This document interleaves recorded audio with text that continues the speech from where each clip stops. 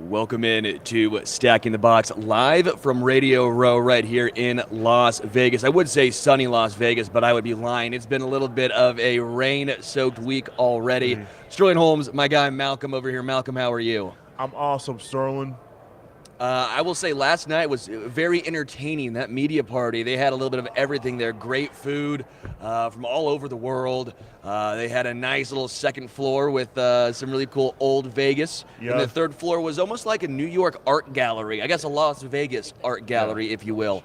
Very modern, but it really took you from old Vegas to new and everything in between. What was your favorite part? Just Jabberwockies performing last night, getting to see all the different foods that from the Lunar New Year and everything, Sterling. It was just a lot of fun, a lot of drinks, all the media presence there last night. It was a tremendous time last night. Yeah, I will say we'll be joined by Fletcher Cox in about 8 minutes or so. We got a huge schedule. Jalin Hyatt, receiver from the Giants. Shannon Sharp coming around 9 o'clock. Derek Brooks, one of my favorite linebackers of all time. Growing up, Derek Brooks was a hero of mine. I loved watching him play. Nate Boyer and a whole lot more coming your way right here on Stacking the Box. Again, going back to last night, though, man, that was really, really fun. I want to give a huge shout out to the city of Las Vegas hosting a great media party. This is my first time in Vegas, first time on Radio Row, first time covering a Super Bowl. No idea what to expect, right? And you get out there, and it's just it's glorious, man. Was that the Grand Prix? Where they set the Grand Prix up? Yes, it was at the Grand Prix, Sterling.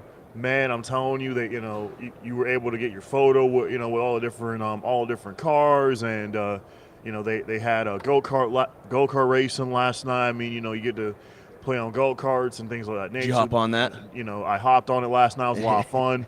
They had zip lining last night as well. Where was the zip line? No, there wasn't no zip line. Oh, okay. I thought there was, but there wasn't.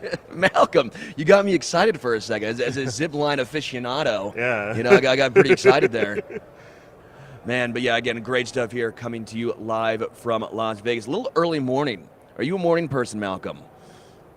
Well, Sterling, to be honest with you, yes, in a way, because I get up, for work early too, because I work at Public, so I'm used to having to be up early. So. I didn't know that. I didn't know you make the best subs ever. Pub subs, dude. Yeah, we made the best pub subs, and Pubs is a great place to work. I've been there for 2 years, and gonna be 3 years in September. So it's gonna be really. I'm really excited to, I'm hyped up for all these interviews today. I'm gonna bring that positive energy today, and looking forward to it. Who's one of your favorite people we're talking to this morning? Who are you looking forward to maybe the most? We won't tell him. We won't tell him. No. I mean, I'm looking forward to all of it. There's not really one in particular I could pick from. So I'm just looking forward to every single one of them. So. Again, Fletcher Cox will be joining us. Surely going to talk to him a lot. Obviously, he spent his entire career in Philly. I think I have to bring up the fact that because of Fletcher, he was on that Super Bowl winning team. Right. I lived in Philly. First year I moved there, they won the Super Bowl. I did get a crush a beer, allegedly. Come on now, allegedly I crushed a beer at City Hall in Philadelphia. Ooh. Allegedly. I did see, man, those fans, they get after it. I'm not going to lie. Like, Chiefs fans, I think we're a little more responsible. Like, I think we're pretty rowdy too, right? Right. But we're a little more responsible. Eagles fans, but Buffalo Bills fans, there's no regard. Niners fans, you could say Niners fans as well too.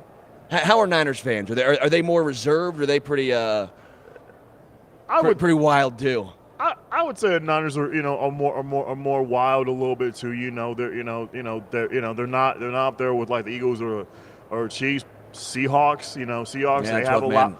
12th man up in Seattle. They're very raucous and loud. It's a very tough place to get a win on the road as a team in the NFL. So.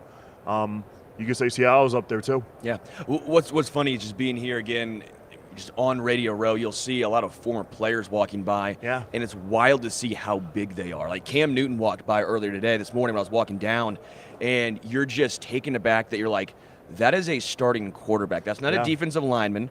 That's not a linebacker. I know he's one of the bigger quarterbacks, obviously, who played in NFL history. Right. But when you watch him, how can a man that size move the way he did? Right. And it makes me also very glad I never had to tackle him. Wouldn't go well for me. No, it wouldn't, sir. No, it wouldn't. Malcom, you're supposed to hype me up, say maybe a little bit. Maybe a little bit. Sir. Go for the legs. Yeah. Go for the legs. What's been your favorite part of Vegas so far, Malcom? Honestly, Sterling, I mean, it's only been, 3 days? We're 3 days in, so yeah. I would just have to say the media part was my favorite part last night, honestly, and then opening night on Monday night was awesome as well, and so I would have to say those have been my 2 favorite parts so far up to this point. Yeah, I'll say what's not my favorite part, and that is the roulette table, as Hunter knows. He was the responsible guy. Everyone went to bed, and I go, you know what? I'm in Vegas. I'm hitting the roulette table. 3 times on black, 3 straight losses. And I realize that's on me. Okay, that's on me. I'm a Chiefs guy. I cover the Chiefs a lot, right? Right. Should have put it on red. What am I doing here? Right. But if you guys want to bet and do better than me, make sure you sign up for Caesars Sportsbook. Make sure you get your first bet with them for the big game. New customers will get a second chance. Bet up to $1,000 when signing up with our promo code ARROW1000. That means if your first bet loses, you will get your full wager returned as a bonus bet up to $1,000. Caesars offers daily profit boosts as well as Caesars rewards credits on every wager, which can be redeemed for bonuses, sports tickets, and other VIP experiences. Signing up with our code ARROW1000 not only covers your first bet, but also gets you access to their fantastic rewards program. If you're looking to join Caesars Sportsbook, go download the app and register with our promo code ARROW1000 to make sure your first bet is covered. This offer is only available to new customers who are 21 plus and physically present in legal gambling states. Please remember to always gamble responsibly. Check the episode description for the full terms of the offer to see if you qualify. Good time. Great time. Fletcher Cox joining us right now. Fletcher Cox joining us right now. Yes, sir. What's going on? How y'all doing? Awesome, Fletcher. Great. Good. I'm doing good, man. Happy to be here. Thanks for having me. Of course, and I will say, huge shout out to Tide. Life is as busy as it gets during the season, and Tide is there to help you out. Talk about your little sponsorship, what you're doing here with Tide. Well, we all know earlier, right before training camp, I had the opportunity to do obviously a commercial with them and, a big sponsorship with Tide. And obviously the commercial is fun. It's about tackling, obviously in the pile. It don't matter if it's tackle pod, tackling, the pile in your house, keeping everything clean. And, and that relationship has grown. So I'm here today, like I said, on behalf of Todd, and still happy to support him. Awesome. Malcom, you got it here. Thanks, Sterling. So, Fletcher, you played in Philadelphia your whole career. Tell me why Eagle fans are so crazy. What gets them fired up? Just talk about that for a moment. I wouldn't say crazy, but I would use the word more passionate, right? Yeah. They're passionate about their sports. They love all of their sports teams, whether it's hockey, baseball, basketball, the Eagles. And the best thing about Philly, about the Eagles and our fans is if you've ever been to Philly, all the stadiums are right there, right? So it just makes it that much more better. And that's the part that, our fans are really, really passionate about it. I will say I lived in Philly for 3 years. First year I moved there, y'all won the Super Bowl, so I want to say thank you for letting me celebrate down there. Had a fun little Appreciate story. It. I allegedly drank a beer at City Hall because of you guys. So thank you for that one. Yes, sir. But yeah, little few Philly questions here. Favorite cheesesteak? Man, there's a few. I mean, I normally go to Ishkabibbles. Ishkabibbles is a spot right there on South. Yeah. Pastor Gino's. Oh man. I mean, but they're both good. Yeah. But our tourists, most tourists, that's all they know about is Passaginos. Mm-hmm. A place that everybody forget is Angelo's.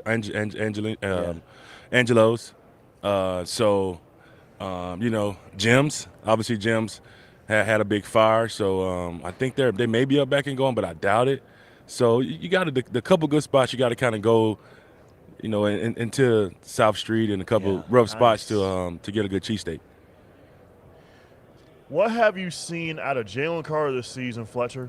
What's impressed you most about him? I mean, he's special, right? We all know how athletic he is. We know the kid is obviously, I wouldn't say kid, but young man. He's obviously he's got the talent to be really, really good. He just, it's just all young guys. I was a young guy before, and still putting it together, right? He's still figuring things out. Still learning how to be a pro, and those things showed up later in the season. You saw him around the building taking care of himself and doing the right things to become a pro. Obviously, it's very difficult when you go to a Super Bowl, winning a Super Bowl, but just getting there. There's 3 extra games, 4 extra games. It adds a lot to your season, right? What is it like when you try and bounce back the next year? How much of a toll does that actually take? It's no easy task at all because, you still have to, win or lose, right? I've been on both sides, and, I've been on the winning side where, that following season we weren't so good, but we still made the playoffs. Yeah. Right. We made it to the divisional round. We fought and stretched our way back in. And then, like I said, I've been on the losing side where last year we lost, and we started the season 10-1. Things kind of not they didn't go the way we thought it would. But it could go either way. And I was just happy to be a part of both sides now. And so.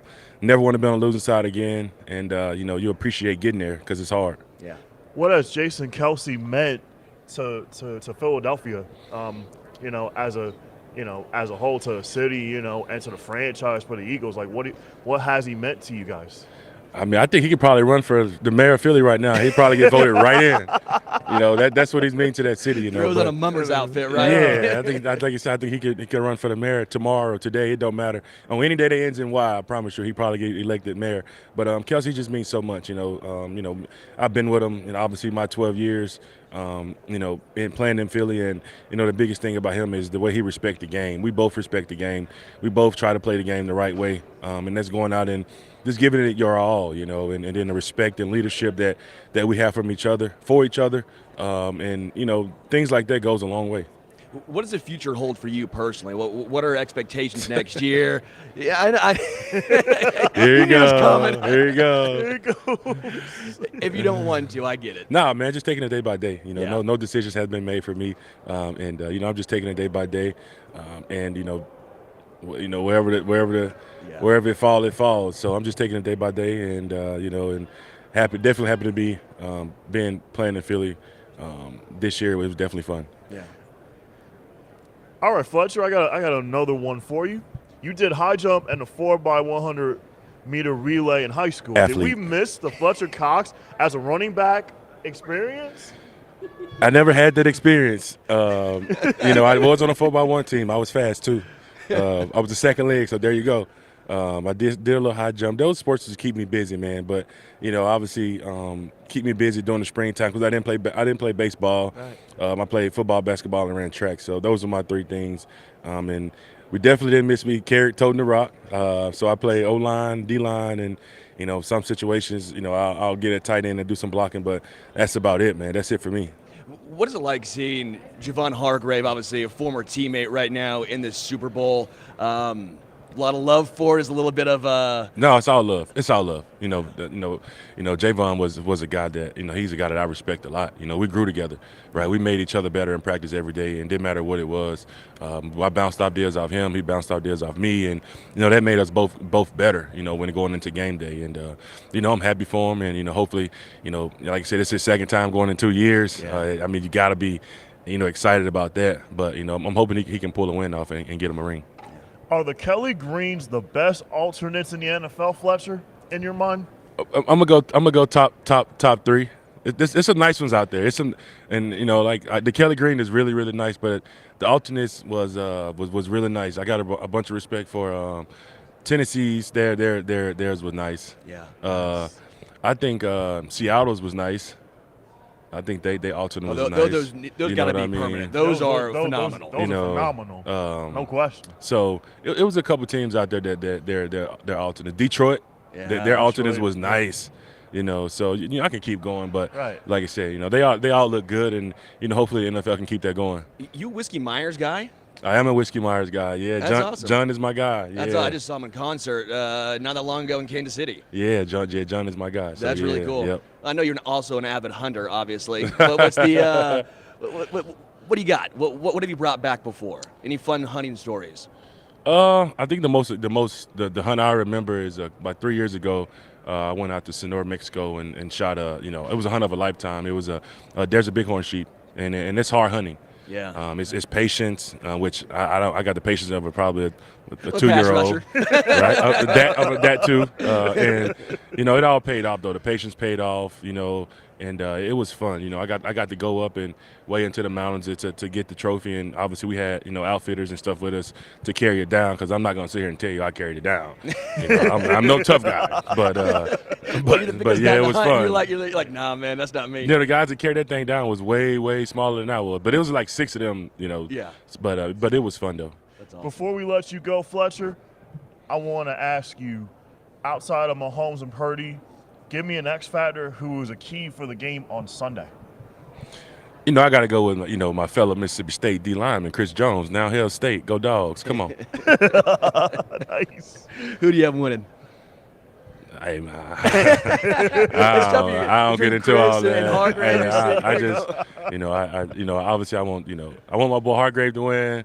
But you got to pull for the home state guys, Chris Jones and Willie Gay and those guys. So, I definitely wish Hargrave a lot of luck and he pull a win now. But definitely got to pull for my the Mississippi State guys.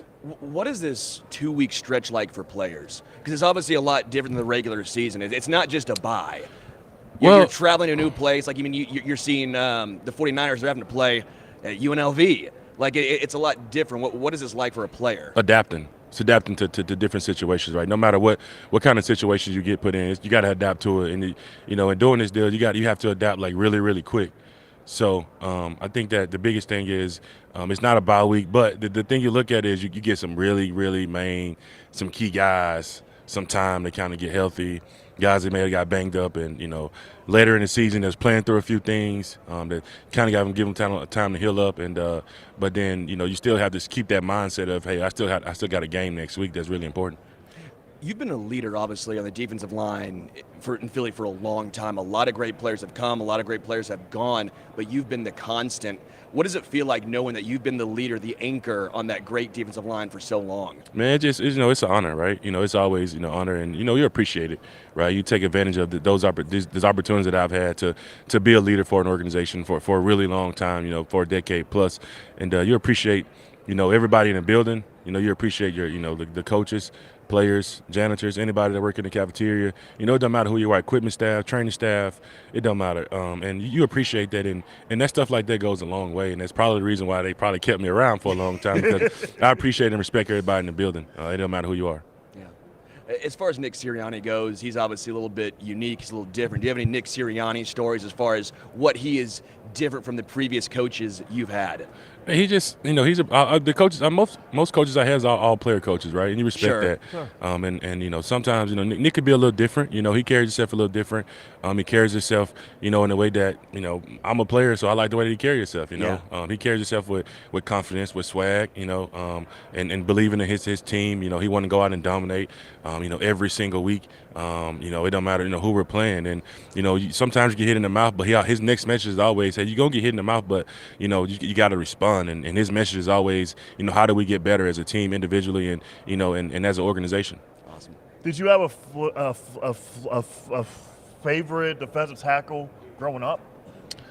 Man, there's a few I watch. You know what I'm saying? If there's a couple guys I watch. Obviously I watch Warren Sapp. Obviously he, I like him. A lot of my pass rush stuff comes from watching him from watching him a whole lot. He was my guy. And then like as I was young in the league, I still watched a lot of the guys that were still younger guys like Gerald McCoy, guys like Sue, and those guys. Obviously they were before me, and they were dominating. And you have to appreciate, because you got to look at it, those guys played a lot of ball too. Yeah.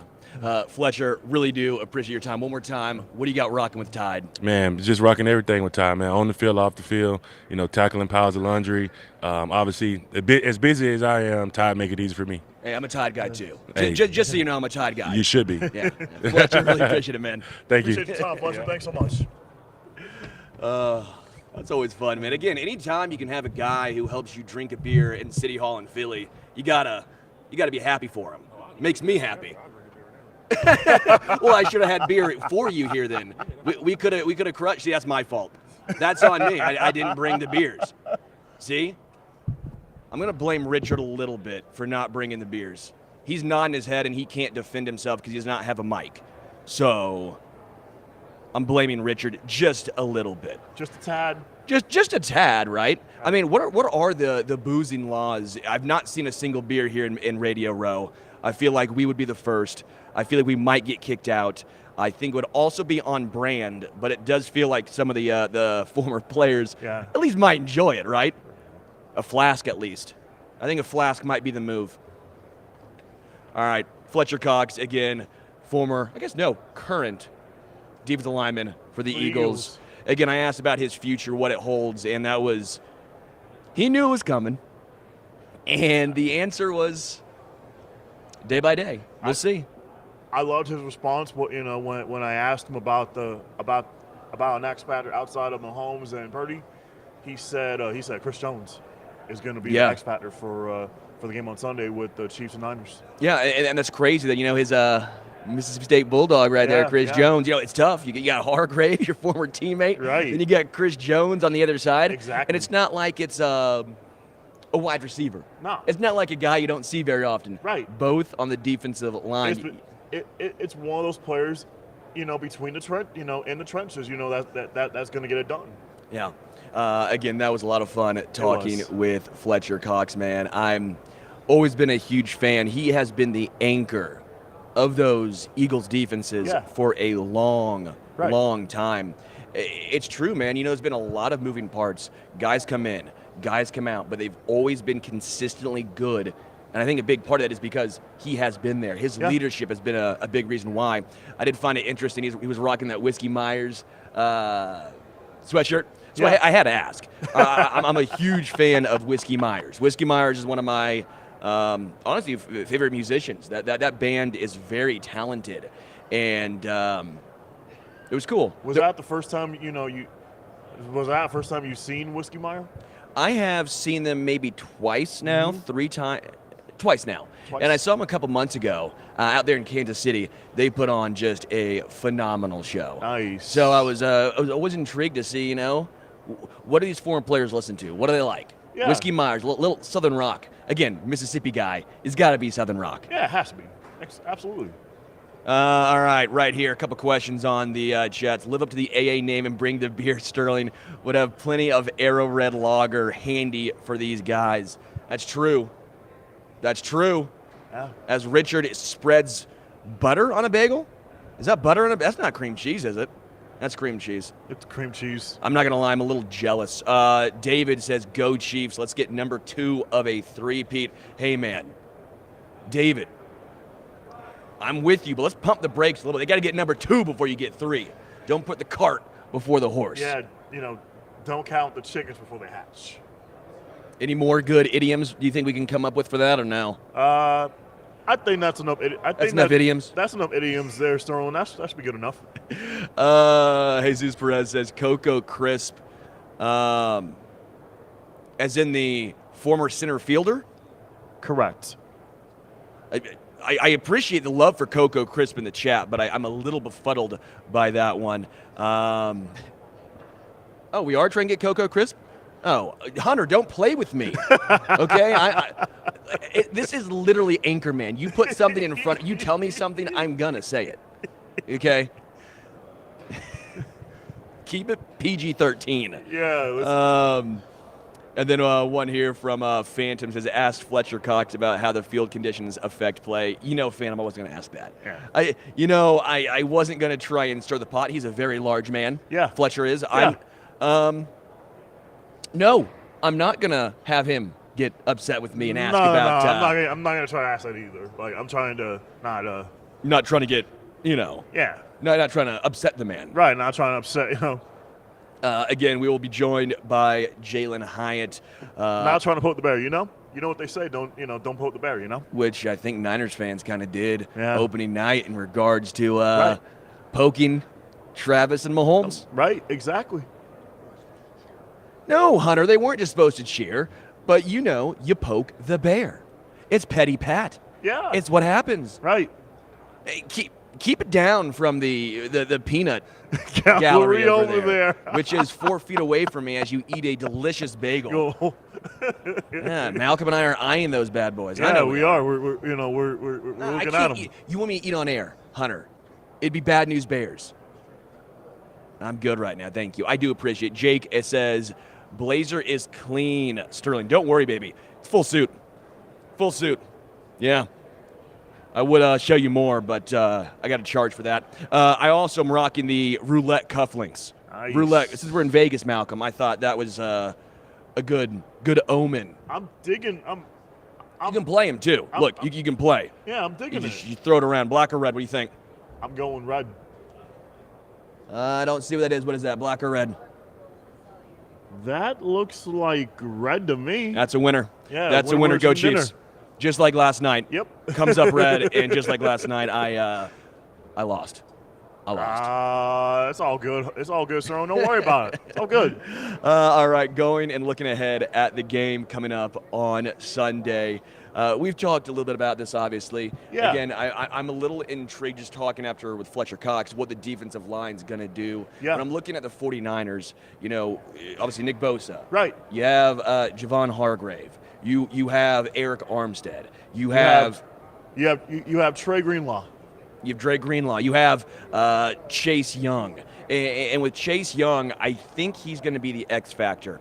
Now, I've talked to a good amount of Niners media, Niners fans, and the majority of the time I ask who is going to be the X factor, the answer comes back. And what have the majority of the Niners faithful upset you about that? Chase Young.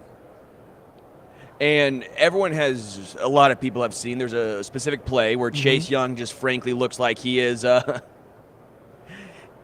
he ain't trying out there.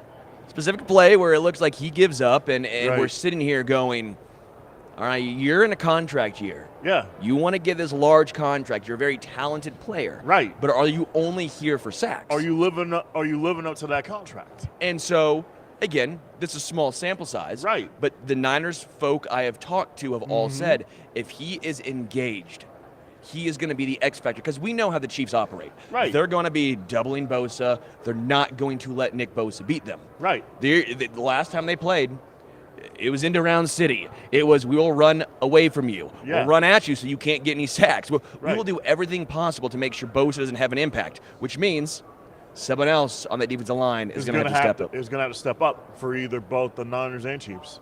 Yeah. Do you think Chris Jones is going to have a field day getting after Purdy, or you don't think that, or you don't think so? That is a great question. My concern with that, again, I hope he does. Right. But my concern is a little bit like I don't think Nick Bosa is going to have a great game. Not that he's not a phenomenal player, but because of the fact that they're going to try and scheme him out, right. I think the Niners will try to scheme Chris Jones out. Out. They are going to, now again, if you are a defensive lineman, you have the opportunity to try and move around. Right. You can try and move around from defensive tackle to defensive end. You can switch around just a little bit, right? Right. But when it comes down to it, when you look at Chris Jones, with no Charles Omenihu, the 49ers offensive line will be keyed in on him. You're not going to put him over Trent Williams on the outside. You can go to the other side. You might have a little bit of success, but then you also might see the right guard pulling there as well to give a little help. Yeah. Maybe you'll see a little bit of chips with George Kittle. But no, I think Karlaftis, more than anything else, is going to have to be the guy on the Chiefs' defensive line that steps up. We have a awesome Special Olympics football here. I kind of want to throw it. Did you ever play football? You a football guy? I love football. What position? If I had to play a position, I would play the running back position. Oh man, you're strong. I would love to run between the tackles. Oh and yeah. Try to figure out what defense what kind of defense is being played. Either they're trying to play zone or they're trying to play cover zero, or they're going to try and stack the box. And my job is going to be to try to run block as well and try to get open as much as I can. If I get open, I'm dashing to the end zone. You're speaking like you're Derrick Henry out here. Yeah, I am. I'm Derrick Henry. I'm trucking guys. I'm stiff arm central. Yep. I'm Clyde Edwards-Helaire. I'm Isaiah Pacheco. Current Clyde, where he's gained a little bit. He's Eddie Lacy Clyde. Right. Yeah. Exactly. Yeah, I feel you. Exactly. Yeah. So I'm the exact opposite. I am going to be a wide receiver who never gets hit. Put me as remember Ted Ginn? Anyone else remember Ted Ginn? Yep. Did that guy ever get hit hard? No, he never did. 'Cause Really. he was always he was very electric, but Yeah, he he would was. never get hit. He would never get hit. Yeah, but a punt returner who never got hit hard. He would always make you miss. Right. So I'll go that because if I take one hit, Malcom, I'm done, dude. As a wide receiver, how many catches would you have, Sterling? That'd be my thing there. I got decent hands. Hands aren't the issue. Right, It's but- the whole getting open situation. Right. Right now, with the blisters on my feet from walking the strip, Right. none, zero. You could put who could you? A sumo wrestler Right. would lock me down right now. Exactly. Have you seen My 600-Pound Life? That show ever? Yes, I have. Yeah, on those TLC. people. Yes. Those people are locking me down right now. I ain't moving. If I was running back, I would have 25 carries. I would have over 300 yards. Wow. I would have 4 Historic. touchdowns. Historic. Yeah, I would be most valuable player. The confidence from Malcom. Can I have some? Like, can I just? I'll spread my confidence towards you, Sterling. How's that? Thank you, Malcom. That's what I need right now. I mean, I will say, without confidence, all we have is our good looks. Right. Yeah, exactly. All right. A couple of questions to get to from Jesus. My favorite place to eat on Las Vegas Strip is Hot and Juicy. You can buy a pound of shrimp for $25 again on the Strip. I'm not sure if I want to eat at a place called Hot and Juicy in Vegas. I'm a little nervous by that, Jesus. Also, I'm not a shrimp guy. I'm sorry.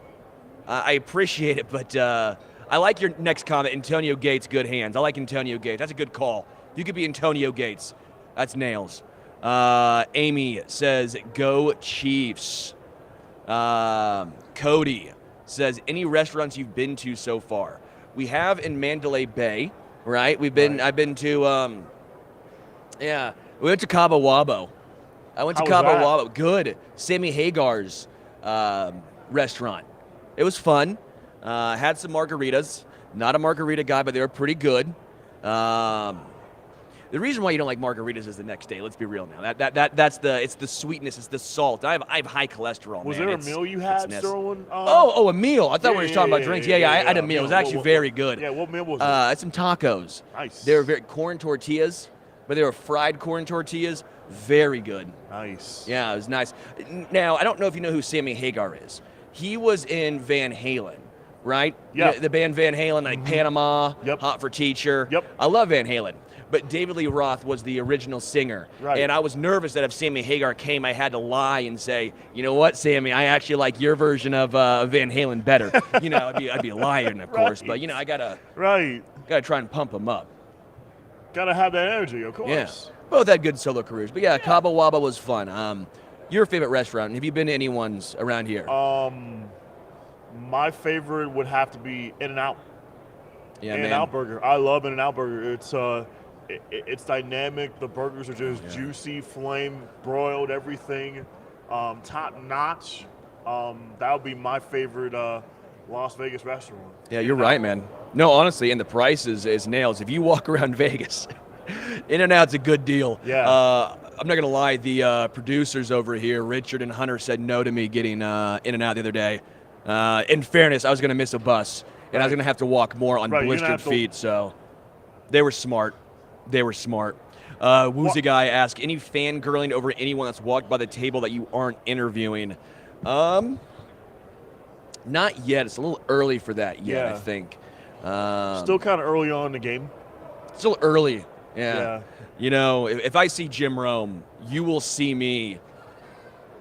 If anyone's seen Wayne's World, Wayne's World, the whole we're not worthy, we suck thing. That's going to be me with Jim Rome, I think. Wayne's World was a great movie back in the 90s with Dana Carvey and Mike Myers. Yeah, great movie. Great movie. Yeah, one of my favorite. They're all asking you, Malcom, animal fries. I think they all agree with you, too. They're all saying, In-N-Out's a good spot here. Yeah. Animal fries? Animal style, I mean? Yeah, animal style, absolutely. Yeah. I would have to go something gamey, something like a rhino or something like that, something like that. You know what? I think I'd agree with you, Malcom. Yeah, something like rhino. I think I'd agree with you. Yeah, something gamey, something chewy and gamey. That's how I look. That's how I like my, my type of animal. Again, Sterling Holmes here with Malcom. We are here unified with fan-sided and Special Olympics. Man, it's a fun time here on Radio Row. It is. Everything's starting to pick up.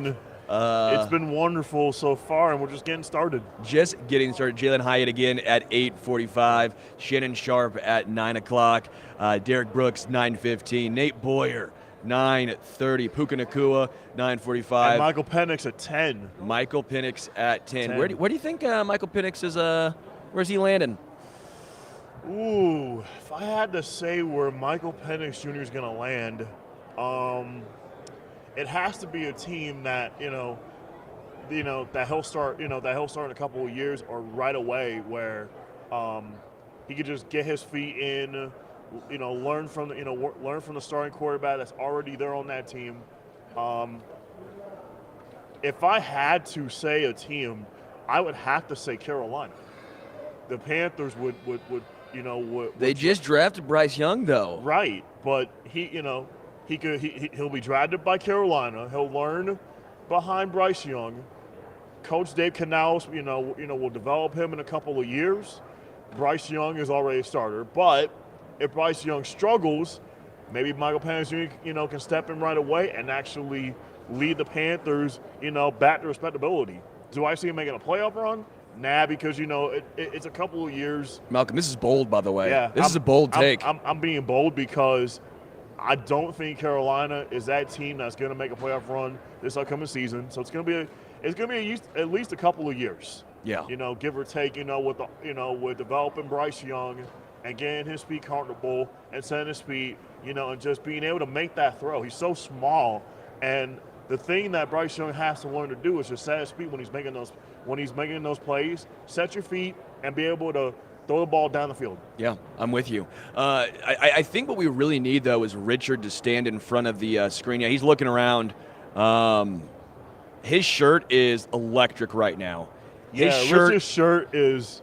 His shirt looks like the third floor of the media party last night, and I can't even describe it. It looks like if... It's amazing. I can't even describe it. I'm at a loss for words. He's telling me to move on. He doesn't want me to talk about his shirt anymore. He gets a little nervous, I think. No? You don't want to talk about it, Richard? It's great radio. It's great radio, though. We're waiting for Jalin Hyatt. Yeah, we're waiting for Jalin Hyatt. We're waiting for Jalin. Yeah. Yeah. Okay, he's coming. He's coming. He's coming. This is about to be strong. Everyone buckle in. Fasten your seatbelts. Look at that. That is glorious. What even is it? Look at that. Rich is just styling and profiling with the shirt. I mean, that's just phenomenal. Yeah. Do you always hit on 16 on the tables? No, it depends, and I always lose. I would not take any betting advice from me. That is not what I'm here for. If you take betting advice from me, you shouldn't do it. But what you should do is go to Caesars. Go to Caesars, download the app, and use our code. It is in the description. That is what you should do. Also, Jalin Hyatt's brought to us by World of Hyatt. What a great sponsor. Yeah. I mean, seriously, just the last name combo. I'll ask you the same question you asked me, Sterling. Where does Michael Penix go in your mind? Oh man. If okay, you're in the NFL draft. Yeah. And you were in that draft room with Michael Penix, where would Michael Penix go in your mind? Ooh, that's a good question.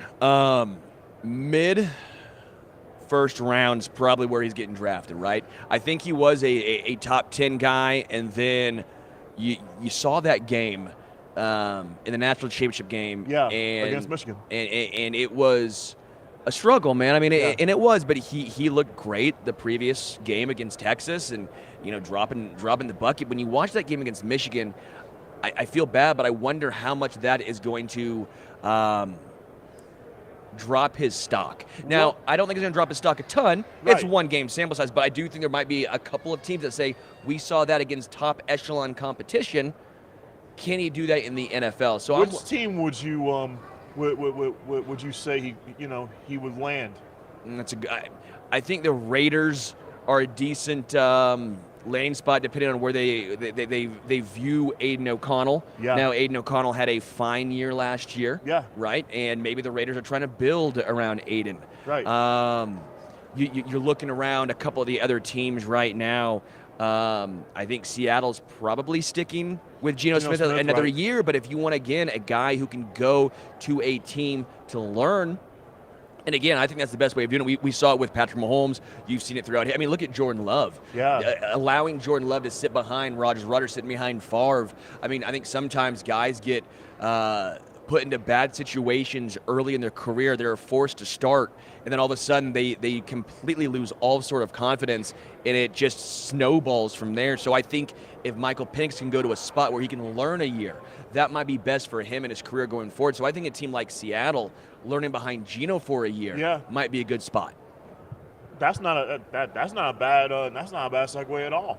I actually like that. You know, like I said with Carolina. I mean, I know Bryce Young has already started, but you know, if you can draft Michael Penix, if you're Carolina, you know, you learn behind Bryce Young for a year or two. Dave Canales can develop him.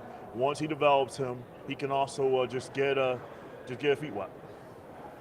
All right, now a couple questions here on the chat. Let's see here. Have you guys gone to the top of the Paris Eiffel Tower in Vegas? No, I have not, but I have heard a few Elvis impersonators. One was incredible last night, and one was sad. One was sad. Yeah, another good point from Sean here. Brady sitting behind Bledsoe.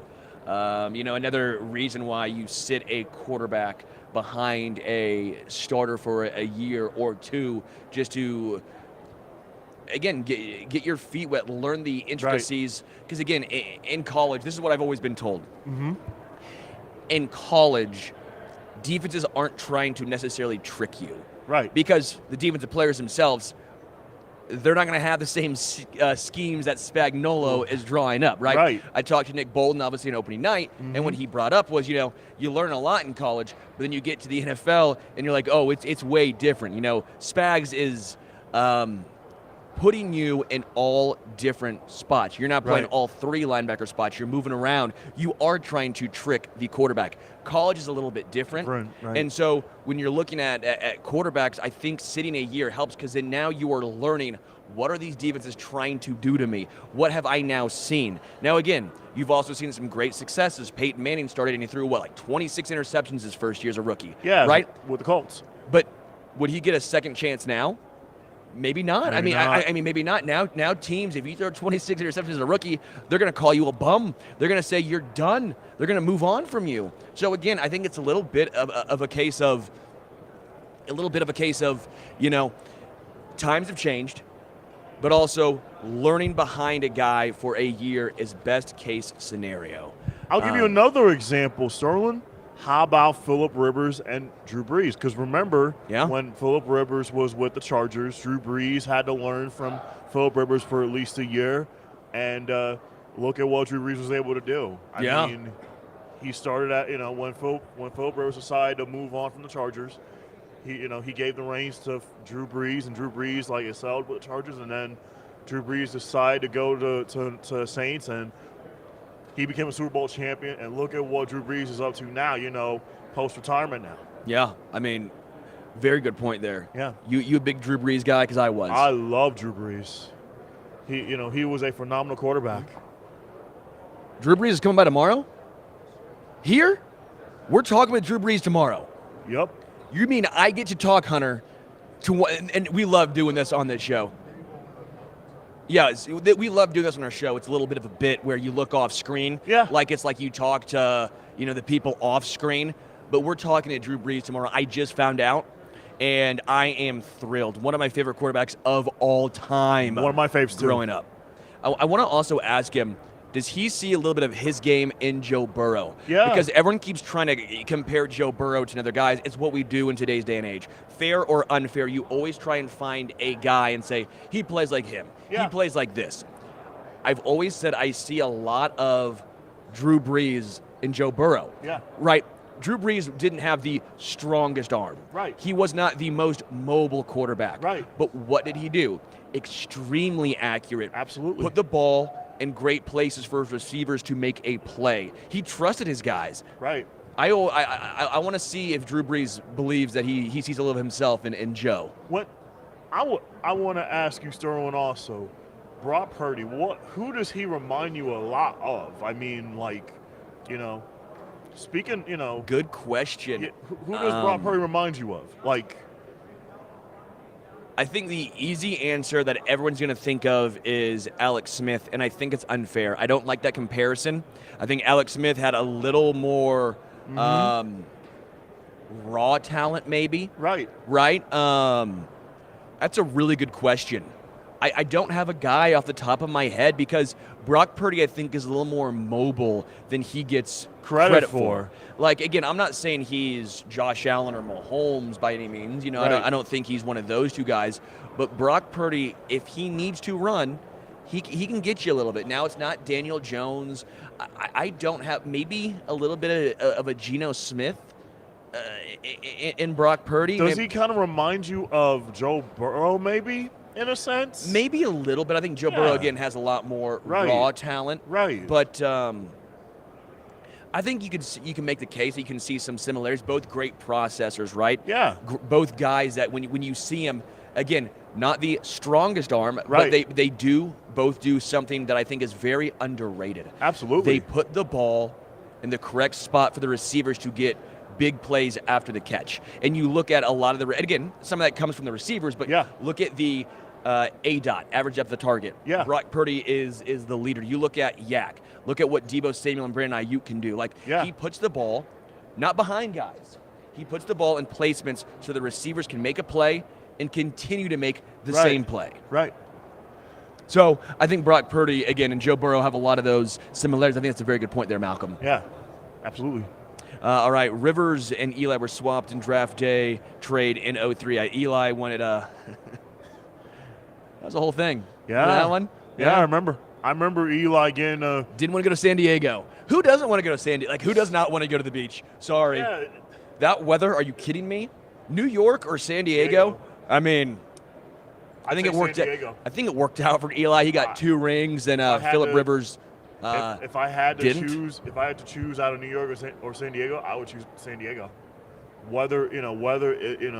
It's just ideal, and the beaches, and just you get to see a lot of what San Diego has to offer. And for 56 years, the Chargers were in San Diego, and then they moved to LA and became the LA Chargers. And now they share the same stadium with the Rams. How funny is that? I mean, how wild is that? If I'm being honest, I hated when the Chargers moved. Okay? Now, I think there's always going to be a period where you are upset. Right. You are going to dislike when a team moves because it's not the norm anymore. I think a lot of times as human beings, we are resistant to change. Right. Okay? And so I was not a fan of that one, and quite frankly, I'm still not a fan of that one. I think San Diego was a much better spot. I think them in LA. There's so many teams in LA. They don't have that fan base there. I right? get you. But what I will say here about the Raiders in Vegas, I was a big proponent of disliking them moving to Vegas from Oakland. I thought Oakland was a great fan base, and I still feel for Oakland fans. Yeah. But now that I've experienced Allegiant, now that I've experienced Vegas a little bit more, there is a very large Raider fan base here. There's a very real feel of the Chiefs-Raiders rivalry alive and well. I didn't know how that was going to be with the move. And I'll be the first to admit, I was very outspoken against this move because I thought it was going to almost have the rivalry deteriorate just a little bit. And the rivalry won't have that same intensity like it has been over the years. And what I'm seeing and understanding now is It's alive and well. I mean, Yeah. you've talked to the Raiders players. I've talked to Aiden O'Connell, Jacoby Myers already. That rivalry is alive and well. You know, we talked to Max Crosby before this week. Rivalry is alive and well. You see the Chiefs flag allegedly under the Allegiant Stadium. Yeah. Rivalry is alive and well. So I'm sitting back going, you know what? While change is always going to have some pushback at the beginning, I'm starting to understand a little bit more of why the Raiders moved from Oakland to Vegas. What about the Rams? Were you a proponent of them when they moved from St. Louis to LA? Did you No, like that? I was not a fan of that. Either? Sorry, Kroenke. As a Mizzou guy, I appreciate you. But as a fan of football in the NFL, I'm not a big fan of that. I thought the Rams had a very good fan base. They had a very good team. Now I get it. They were in LA before. I understand this, right? Like Right. I get that. Right. But I'm sitting back going, they had a great fan base. I didn't think it was done the right way. When the Rams moved, I did not think it was done the right way. Almost to an extent what the Oakland Athletics are doing. They Yeah. almost forced their way out. If you've been to the stadium, not great. That turf is not ideal. Mizzou played a football game this year, obviously, and it's been a few years since obviously the NFL teams played there. But they did not have the upkeep, and because of that, it's a big reason why they moved. And so no, I was not a fan of that move. Right. All right, question here from Brett. Brett says, is Brock Purdy as effective in 2023 in an offense that is not the 49ers? Now, Brett, I don't disagree with that premise, and that's one that I've made a couple times in regards to him being the MVP. But what I will say is, what is he supposed to do? Like, what is Brett supposed to, not Brett, what is Brock supposed to do? Not use his weapons? It's the same reason why I was not a fan of when people would knock Mahomes for having Tyreek Hill and Travis Kelce. Right, they'd say, well, of course Mahomes is good. He's got these two great guys. Now, we obviously know Mahomes is still Mahomes. Yeah. But at the time I go, what do you want him to do? Not throw to Tyreek and instead throw to DeMarcus Robinson? Right. No. You use your no. weapons. And again, if Brock Purdy was in Carolina, no, he would not be as good. But same time, he's using what he has. And Yeah, I can't knock a guy for that. Brock Purdy's using his weapons, at his disposal that he has. I mean, you can't really fault what Purdy's trying to do. I mean, it's just one of those things. I mean, he's managing the game like he's supposed to under Coach Kyle Shanahan. So you got to give him that. Give him credit for that. I mean, you shouldn't really knock Purdy hard for that, honestly. No. All right, a couple comments to get to. Will the A's move to Vegas? I don't know. I need to do more research. Last I checked, they were, and then I saw a report recently that said maybe the A's should try to stay in Oakland. That'll be when the football season ends. More of an update from me to you guys. Mark says my birthday is Super Bowl Sunday. Be a great present for them to go back-to-back. Mark, I'll be rooting for you, man. Chiefs go back-to-back. I will be thrilled for you. We're being joined now by Jalin Hyatt, receiver for the New York Giants. How y'all doing? Jalen? I'm doing good. Can't complain. By the way, Jalin Hyatt is brought to you by Hyatt. You guys probably saw the NIL deal last year. I mean, obviously it made too much sense not to have it. Can you talk about your partnership with World of Hyatt? Yeah, just started in my junior year in college as an NIL deal at first, and then after that it moved to a partnership. When I got to the league, but I think the biggest thing, not because of the last name of Hyatt and Hyatt, Sure. Why it makes sense, but I think the biggest thing is just what we value, Hyatt and myself, and that's just relationships, that's family, and those two big areas are the biggest things that we care about, and it really just goes back to what they can provide, and if you join their rewards program, and you can get upgrades, you can at the same time there's Hyatts all across the country, so if you want to go on vacation, you can go wherever.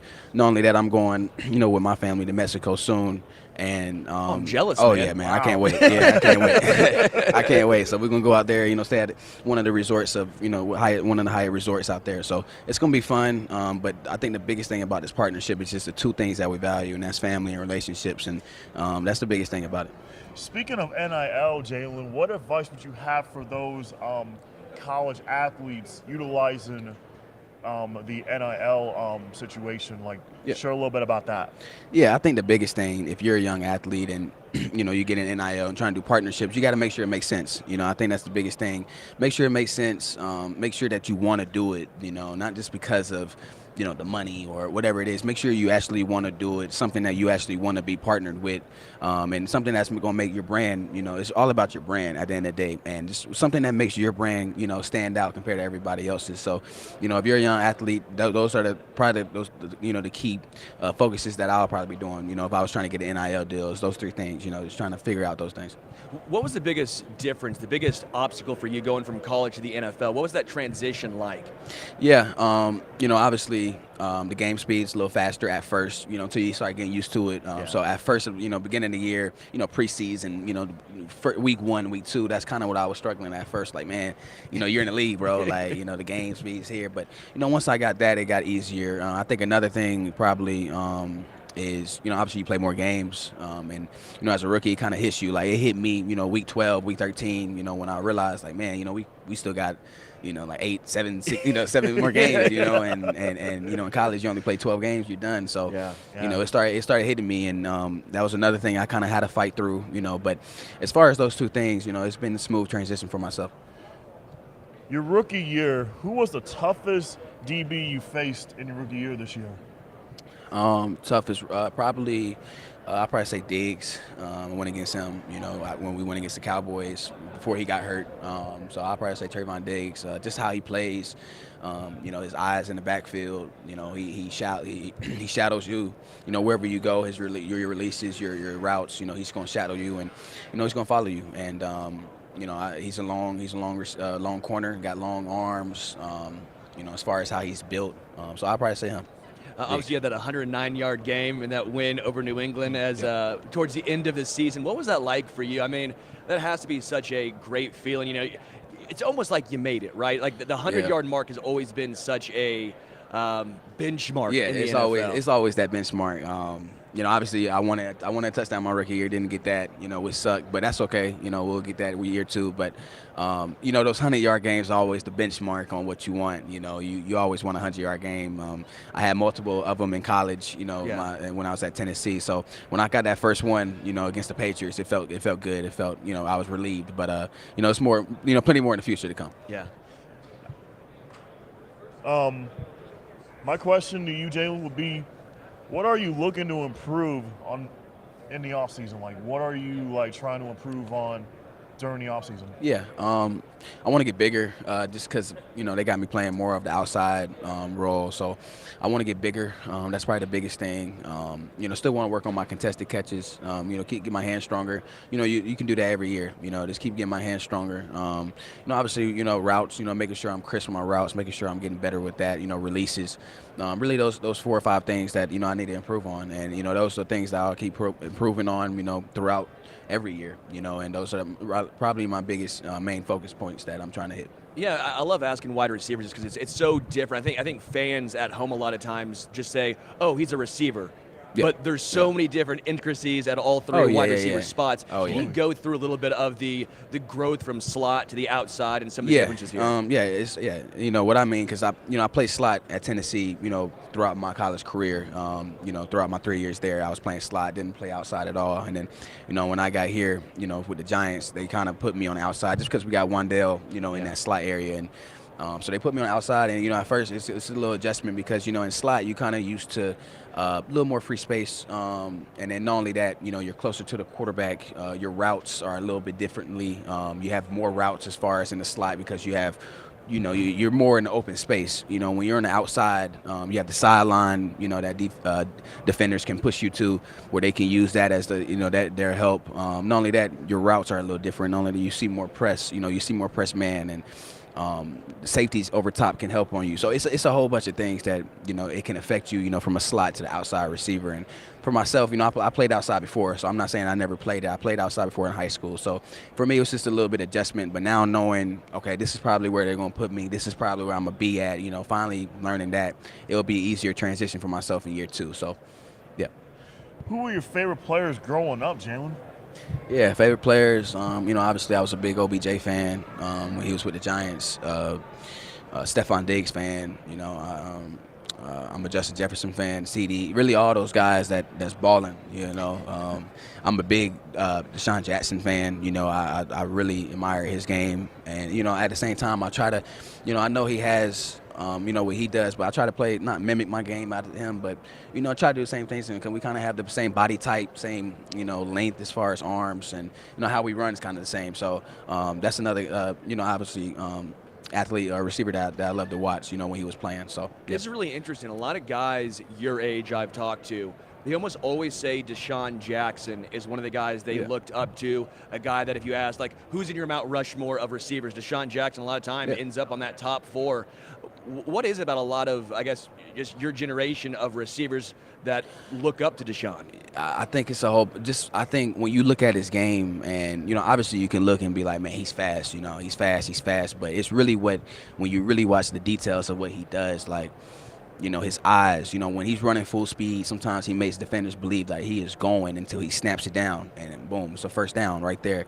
You know, it's everything that he does with the ball in his hands, and just how, at the same time, how fast he is. I mean, the dude's fast, you know, I'm fast, he's fast, and, you know, I try to play like him, and not only that, he's a fun player. You know, when he was playing, he was a fun player to watch. He was a exciting player to watch, and, you know, that's what you want to be in the league, you know, so I'm trying to get there. You have a favorite place you've eaten in New York City, Jalin? Ooh, favorite place. I'll probably go with. I was just at this pizza spot before I came out here to Las Vegas. It's on Prince Street in New York. Man, the best pizza they have. Boy, because I'm from South Carolina, so you know what I'm saying. Pizza out there, I be getting Domino's, Pizza Hut, you know the basics. You know what I'm saying, the basics. Nice. But when I got out to New York and I had that's when I knew I never had real pizza. So. Yeah, Prince Street. Oh man, that's such a good call. I'm from call. Kansas City. All right, so Casey, we got barbecue. We're not known for our pizza. I lived in Philly for a few years. I go to New York, and I remember being like, wait a minute. This is so different. Yep. And I was an idiot. I'd go to the bars until like 4 a.m. and I'm getting a slice in between each bar I'm hitting up. I'm like, man, New York ain't too bad after all. I promise you. I promise you. So I'm a Mizzou guy. I went to Mizzou. I'm sorry. I know there's a little bit of a rivalry here. That's okay. Obviously, you're a Tennessee guy. What was that rivalry like for you? I know it's kind of a budding one now. The past 2 years, obviously, you got the better of Mizzou and a little bit of the whole run of the score. But then this year, you saw Mizzou try and give it back. Yeah, you know, I was watching the game this year when Tennessee played Missouri.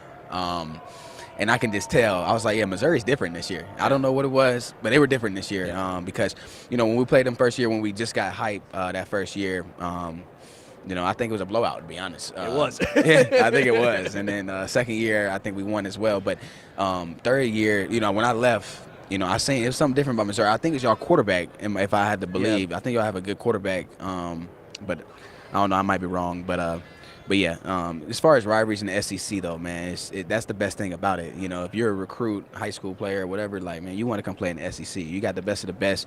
Not only that, we're bringing more teams in. I think we got Oklahoma and Texas coming in, right?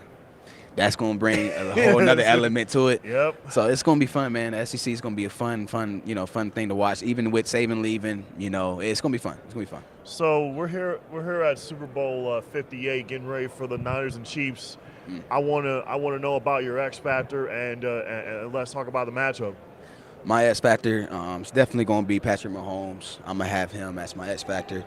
I just think you can't bet against them. I think if the 49ers come out and they do what they did against us when we played them in week 4, week 3, I want to say if they come out, hold the possession of the ball like they do so well, you know, run the ball, you know, keep the possession in their hands, you know, they're a complete team as well. So if they do that, they have a good chance of winning. But the problem is, we're talking about Patrick Mahomes, so you know, I every time I try to bet against him, you know, it never works out. So I just stop doing it, and I just start going with him every time. You know, I just think, you know, I just think you just can't bet against him. I just think Patrick Mahomes. I really believe you go as far as your quarterback in National Football League. You know, and that's what he does, man. He wins games. He goes out there. He hits his targets. You know, he's accurate. I mean, and you see that every game, you know, with him. And not only that, Chiefs have a complete defense as well that I like. And, you know, at the same time, I love the 49ers, man. You know, they got Deebo Samuels. They got a lot of guys that, you know, can do what they got to do. But I got to go Chiefs, man, 24-17. Just so you know, there's a lot of Chiefs fans that listen to us right now. They're all going to be man, very happy with I gotta you. go. I gotta go Chiefs. But at the same time, if 49ers do how they came when we played against them, they try to hold the ball, hold the possession of the ball, run the ball. Because I remember when we played them, man, like, bro, we're on the sideline, like, man, when we gonna get the ball? Like, when is our offense gonna go out there? They're very good at it, man. They're very talented at it. So, but I gotta go Chiefs though, 24-17. Before I let you go, when it comes down to the transition from Daniel Jones to Tommy DeVito, what's that like as a wide receiver? And what are expectations for next season? Yeah, obviously we have 3 different quarterbacks that we had rotating. When DJ got hurt, we had Tyrod, and Tyrod kind of got hurt, for a couple of weeks. Then we went with Tommy, and all 3 quarterbacks obviously elite. I love all 3 of them, but they all have 3 different. They all have their own things that they love. Their specific plays that they like. So as a receiver, it's a little difficult because you're playing with 3 different quarterbacks and 3 different game plans. So it was a little adjustment for us as well. But man, as far as year 2 for myself, just I'm hoping for a big year 2, big jump. I just can't wait, man. I'm blessed, and I love it in New York, and I love our fan base, and not only that, our organization. I feel like we have a complete team. We just got to finish, and that's all we got to do. So we'll get there. Well, good luck next year. Good have luck, fun in New Jalin. York. Have fun in Vegas. Yeah. Appreciate you. Thanks for your time today, Jalin. Thank you. Again, Jalin Hyatt with World of Hyatt. Man, have some fun in Mexico, man. That's going to be. Yeah, I will. Trust me. I'm jealous right there. Again, Jalin Hyatt, wide receiver for the New York Giants. Thanks, man. Thanks, Appreciate it. Well, everyone listening right there, I mean, that's another Chiefs guy picking Chiefs. Yeah. What do you think about that, Malcom? So far, so good. I'm interested to see what the rest of the guests have to say. Yeah, I know. I'm just, sometimes they try and you hear the fans and the media talk. Yeah. It's a lot of Niners love, right? Yeah. A lot of them picking the Niners, but Yeah, all of a sudden. it's about split right down the middle. Like 51% of the fans are picking the Niners, and then like 49% is like Chiefs. So it's like so it's it's 50% right down the middle. It's just really tough. Yeah. Hunter, I'm going to ask before Shannon Sharp gets here. I'm just going to do it. How do you pronounce this? Okos? Okay, we're going to find out. We're going to find out. We're going to find out the ad, baby. That was fun, though, man. Jalin Hyatt's a good dude. Fun. Yeah, we'll go with one of those. No, but it's fun talking with Jalin, man. I love talking to young wide receivers because I do think there's a massive difference from playing wide receiver in college compared to the NFL. Yeah. And getting their insight on the transition, as well as for him. He was a slot receiver at Tennessee. Yeah. Now you're an outside receiver. You're playing on the outside of the NFL. That is a massive difference. So getting their legitimate thoughts on the intricacies of the differences. It's a massive adjustment too, Sterling. Also, playing from slot receiver to outside in the NFL, from college. That transition must be tough because, like, you're a slot receiver in college. Now you get drafted into the NFL. Now you're playing on the outside. Now your job as a wide receiver is not just trying to catch the ball, but you're trying to see like where the defender's at, try to locate the ball and everything like that. So it's not always an easy transition. Yeah. It'll probably take you at least, when you start out in the NFL, it'll probably take you at least a year or two, to transition. What I will say is, if you are a Chiefs fan, take what Jalin Hyatt said. Yeah. And try and have a little more patience, I think, with Sky Moore. Okay? I know it might be hard for some people, but when you look at Sky Moore as a slot receiver, that's what he does. Yeah. And you see him forced to play on the outside this year, and you see all of the struggles, you should have a little more patience, I think. And again, I'm not saying Sky Moore is going to turn into a legit wide receiver one. I'm Right. not trying to blow smoke for Right. anyone. But I do think there's a case to be made that he can still be a valuable piece. Just he's in the growing phase. He's in the learning phase still. Yeah. Okay, so if you had to play the receiver position, what side of receiver would be difficult in your mind? Would it be outside or slot? I think for me, slot. I ain't taking those big hits over the middle. Now I know they try to protect you, Yeah. but I'm not getting blown up. I think you can make the case that slot can be at times easier because you're going up against slot corners, you're going up against linebackers, Right. against safeties. Right. But once you catch the ball, you might get open quicker. But once you catch the ball, you're getting hit, and that's why I find guys like Cooper Kupp, Puka Nacua, who we're talking to Puka Nacua later today. Exactly. When you find guys like that and they're able to hang on to the football over the middle, I just have so much Wasn't respect for Shannon those guys. Sharp a slot receiver or an outside receiver? Shannon Sharp's a tight end. Oh, he's a tight end. That's right. He was a tight end. So he'll be joined by Shannon Sharp in just a couple minutes here, waiting on him. I'm already getting some questions in the chat. Sharp's prime, Kelsey's prime. Who's better? Oh, man. That's a tough one. That's a tough one. If I had to say who's better, in my mind, I would have to go Kelsey. You gonna tell him that? Yeah, You gonna tell Shannon that? No, but honestly, I would have to go Shannon really because the way Shannon was able to. You just said Kelsey. You changed it on me already, Malcolm? Yeah, I'm changing it on the fly. Okay. I gotta go Shannon here. Okay. Gotta go Shannon.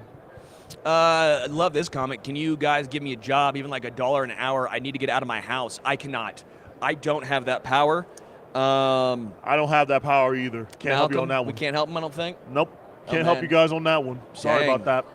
We wish we could. We wish we could. We wish we could. And again, I'm getting your guys' comments right here about Shannon Sharp thoughts on Travis Kelce. We'll get his thoughts on Travis Kelce as well as George Kittle. Yep. Because I think those two guys have been the best tight end in football for a while now. I mean, it's been, I think, Kelce 1, Kittle 2, especially with the retirement of Gronk. There's a clear-cut tier, I think, of those two. Then maybe if you want to throw Mark Andrews into the equation, I'll entertain it. But I think Kittle and Kelce are in a tier of their own. If you had to rank between Travis Kelce, George Kittle, Mark Andrews, and Gronk, how would you rank them? In their prime or Yeah, just careers? In their prime. I think in your prime, you might have to go Gronk 1. Mm-hmm. The issue with Gronk is he retired. Right. Kelsey's still playing and putting up big-time numbers. Like, I think it's always an interesting question is, okay, in a 3-year sample size, who had a better 3 years? You might go Gronk. Right. You might. I'm not saying you will, but you might. Right. And I think you can entertain that. But when you Right. go for career, I think it's already a pretty clear cut. It's Kelsey over Gronk. Like, if you want to say Super Bowls, I get it, man. But Yeah. I don't know if you want to go with a rings argument for a tight end. Like, I feel like Right. that's a little bit of a little bit of straw stretch. man. Yeah, a little It's bit of a stretch there. there. Yeah, so again, I think if you're going peak, you might say Gronk. I wouldn't argue it. But I think if you're going career, it's definitely going to go for me, Kelsey, Gronk, Kittle. What about Mark Andrews? Mark Andrews fourth. And all the totality, whether it's prime, career, any of that. Mark Yeah. Andrews is behind those three guys, for sure. Question here from Brett. Excited to hear from NFL all-time rookie receiver holder, record holder Puka Nacua. Can you ask him how he frames his 2023 season in terms of setting goals for 2024? Good question, Brett. We'll be joined by Puka. Let me see that right here. Probably around 9:45-ish. So hold on. 9:45 on that. I'll try and remember that one for you, Brett. Good question here. Shannon Sharp or Tony G? Oof. Man, that's a tough one. Both were good in their primes. But if I had to choose one, I gotta go. I gotta go. Tony Gonzalez here. Tony Gonzalez, was a phenomenal tight end for Kansas City. I think you need to bring that up to him. I think you should bring it to Shannon. I got Tony G over you. Yeah, I think that might be interesting. yeah. See how that goes. I want to see what Shannon has to say about that. I mean, you've seen his biceps. I'm not. You know what I'm not gonna do? Get into an arm wrestling match with Shannon. I'm not gonna do that either. He's probably stronger than me. I'm sure. I don't know, man. You're a strong dude. You're built. Yeah. Malcolm's built. A couple more questions here. Oh, this is a good one here from Shrey. Do you think that the hits Rob Gronkowski used to take from his safety, specifically at the knees, were dirty hits? I'll let you go this one first. Do you think they were dirty hits? I'm gonna say no. I'm gonna say no on that. The hits that Gronk took were clean. They weren't dirty. So that'd be my response to that. Yeah, I'll say for the most part, no, I do not think they were dirty. I think that he's a very large man. I think he's very difficult to bring down. Yeah. End of the day, I think it was a case of you had to try and hit him low, or else he's going to go over you. Yeah, he's going to hurdle. He's going to jump. He's going to hurdle over you if you try to hit him high. Yeah, so I'm going to go ahead and say no. I don't think those were dirty hits a lot of times on Gronk's knees. I think it was unfortunate. So the same thing happened with TJ Hawkinson this year. So the same thing happened. Actually, it was the same safety that took out Hawkinson, as well as drawing a blank on who was taken out after that. But again, I think that's the way the rules are set up right now. That's what you have to do, whether you think it's dirty or not. That is how the rules are set up for safeties. They can't go. Let me piggyback on that, Sterling. Let me ask you, how as a safety are you supposed to adjust with these rules now? Yeah. I think it is incredibly difficult for defensive players right now, and taking away that hit, I understand there's injury concerns, but then I really don't know. It's easy to say form tackle. If you are a 5'11", 205 corner, right? You're a 6'1", right, 200-pound safety, yep, and you see 6'6", 265 coming at you, you try and form tackle, it ain't going to end up well for you. You ain't bringing him down. So that's just the nature of the beast. There's no great ways of doing it. As a defensive tackle, are there certain things that in today's game that you think should are there things that as a defensive tackle that could improve the game a little bit better, with like the hits that these guys have to take, that they have to adjust? Is there something that in your mind that maybe the NFL needs to consider taking away, or maybe improve? Or I know it's difficult, and everyone wants the new hot topic's the hip drop tackle. I just don't see a way of doing that while being fair for defensive players to still bring guys down. Right. I don't think there's anything malicious behind these hits. Right. But you can only do so much. If you can't hit high, you can't hit low, you can only hit in a 1 foot radius.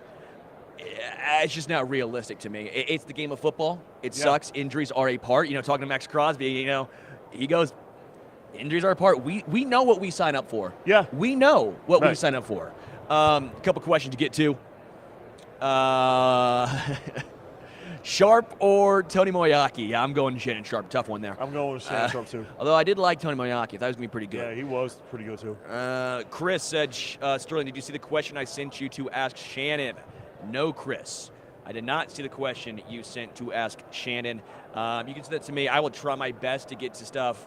Obviously going to be a little difficult. We don't know how timing's going to go. So I will do my best, Chris, but I can't promise anything. But yeah, again, send that to me again on the YouTube comments. Really tough right now. I have so many things open, whether my laptop, 18 pieces of paper, my phone, a water, a coffee. I think 18 pieces of paper is actually an understatement. I have way more than 18. So you got more than that, Sterling. More than 18. Yeah, I got a lot. We got a whole bunch, a plethora of stuff, if you will. A smorgasbord. A smorgasbord of things up here. Yeah, I would agree with that. Set. So we're doing a little bit of finding out when Shannon Sharp's going to be here. We're doing a little bit of moving around, but that is the nature of the beast. Hey, that's showbiz, baby. Yeah. That's showbiz. Absolutely. Come on, Malcom. That's showbiz, baby. Absolutely. Oh, man. Absolutely. Does Gronk's blocking ability give him an edge over the other great tight ends? That's why I kind of said his blocking Shrey. His prime Shrey. I think if you want to say his prime, you can make that case, but I do think there's a reason why you draft receiving tight ends in the first round. You're not drafting blocking tight ends in the first round. I'm not saying it's unimportant, but I think it's a little bit of a case where you're like, you're not drafting a running back for his pass protection. Right. That's a bonus. Right. And Travis Kelce, I think, is a much better blocker than he gets credit for a lot of times. So I don't know. Again, Gronk is the better blocker. I'm not denying you. Right. But I don't know if the margin is that different than I think a lot of people want you to believe. And then it comes down to, do you think Travis Kelce is that much a better pass catcher than Gronkowski was a pass catcher? And that's what it comes down to. You agree, disagree, Malcolm? I agree with that, Sterling. Definitely. Okay. We're going to have a little bit of a switch here. Shannon will be joining us potentially later on. We will find out. Looks like he's running a little bit behind. Derek Brooks will be joining us hopefully very, very soon, actually. Yeah, very so soon. Very everyone, shortly, actually. Keep posted, but that's showbiz, baby. We have to adapt and overcome. Yep. Adapt and overcome, Malcolm. Yep, that's what we do in showbiz. That's the name of the beast right here. So we will wait and see, but it looks like Derek Brooks will be next one up. If everyone remembers Derek Brooks, Hall of Famer, Super Bowl champion, linebacker for Tampa Bay Buccaneers. The Bucs for a long time, man. Yeah. Dude, I love Derek Brooks growing up. He was like my favorite linebacker to watch. Yeah. Like he really helped get me into football. So I'm excited to talk to. I'm excited Derek to talk Brooks. to him too. It's always fun when you talk to guys who you grew up watching and Who idolizing. grew up idolizing, in the game of football, and just be like, wow, this player helped me idolize, helped me to be, the broadcaster I'm supposed to be, or the reporter that I'm supposed to be, So it's kind of, I love things like that, and for me, I'll say this, I love the Buccaneers. Back in the day, I loved Derek Brooks. I loved John Lynch. I loved Warren Sapp. I loved those guys especially. I loved Brad Johnson, who was quarterback. Sean King, those guys. Yeah. Warren Dunn. I could go on and on and on. Those guys were phenomenal players. Sean King, and Warren Dunn. Warwick Dunn. Yeah, Warwick Dunn, yeah. Not a name I've heard in a while. Not a name I've heard in a minute. Warren Dunn? Yeah, it's been a while. I love it. Warren Sapp. I love those Buccaneers teams. Yeah. Sean Mike King. Allstott. Yeah, Mike Allstott, Sean King. Good question here. Brian Urlacher or Derek Brooks? Ooh. Jay Ham says, who's my favorite player? Mr. Derek Brooks. Sean goes on with Brooks is one of the hardest hitting linebackers. Yes, he was. He was. Most certainly. Dude laid the wood. Someone says, have we seen the Blue Man Show? I've not seen the Blue Man Show, but we did see the group walking around. Actually, our producer Hunter got a great picture with one of the members of Blue Man Group last night. At the media party last night. They don't talk. Yeah, they don't. The Blue Man Group don't talk. No. I didn't know this. It's kind of like if you go to Buckingham Palace, which, again, I've never been to. Not going to front. I've never been there. I haven't been to Buckingham Palace myself either, Sterling. But you know how they just stand there and, you're not, they don't talk? Right. Like the Blue Man Group, they don't talk. They're just silent. They're just silent. They're just watching. They're a phenomenal group, and if you guys are ever in the Vegas area, I highly recommend you go see Blue Man Group as well. They were also on America's Got Talent as well. AGT. If you haven't watched AGT, it's phenomenal with Terry Crews and those guys, and check out Blue Man Group if you're ever in Vegas. I think Josh has maybe my favorite comment of the day so far. Not the first time Shannon Sharp ran away when Derek Brooks was around. Boom. Boom. Mic drop. That's nature of the beast. We will keep everyone posted on that, but again, Derek Brooks will be here shortly. Derek Brooks is brought to us by Little Caesars, which is great, because I don't know if you know this about me, Malcolm. I'm a big Little Caesars guy. Again. You know where Little Caesars, is based out of? Michigan, Detroit. It is. Detroit, Michigan. It is. I know you're a 49ers guy. Yeah. What's your optimism level as we head into Sunday's game? I'm very interested to see, Sterling, what the 49ers are going to do to try to slow down Patrick Mahomes. And are they going to try to get pressure on him? Are they going to try and stack the box? Are they going to try stack the box? Yeah, they're going to try and stack the box. Are they going to try and do different coverages to try to slow him down? Is Steve Wilkes going to try and do different blitz packages? Are they going to try and do cover zero, or You know, that's my key right there. And I want them to try to get off to a faster start because lately in the last 2 games, they've gone up such a slow start. Just slow starts, you know, and if you expect to start slow against the Chiefs in the Super Bowl on Sunday, you're in trouble. So Brock Purdy has to be guns a-blazing early on fire. So that's what I'm interested in seeing as a Niners fan, so we'll see. Yeah, we will see. Man, there's a lot of great comments on here. I love everyone on here who's hanging out, chatting, having fun with us. Yeah, it's all about having fun. It's all about having fun. Again, Sterling Holmes, my guy Malcom here. We are unified, reporting unified Super Bowl coverage with fan-sided and Special Olympics. Couple of moving parts here. Just a few moving parts here. Yeah, just a few moving parts so far. It's all about it's all about media row. Just seeing all different stations, different radio affiliates around the country.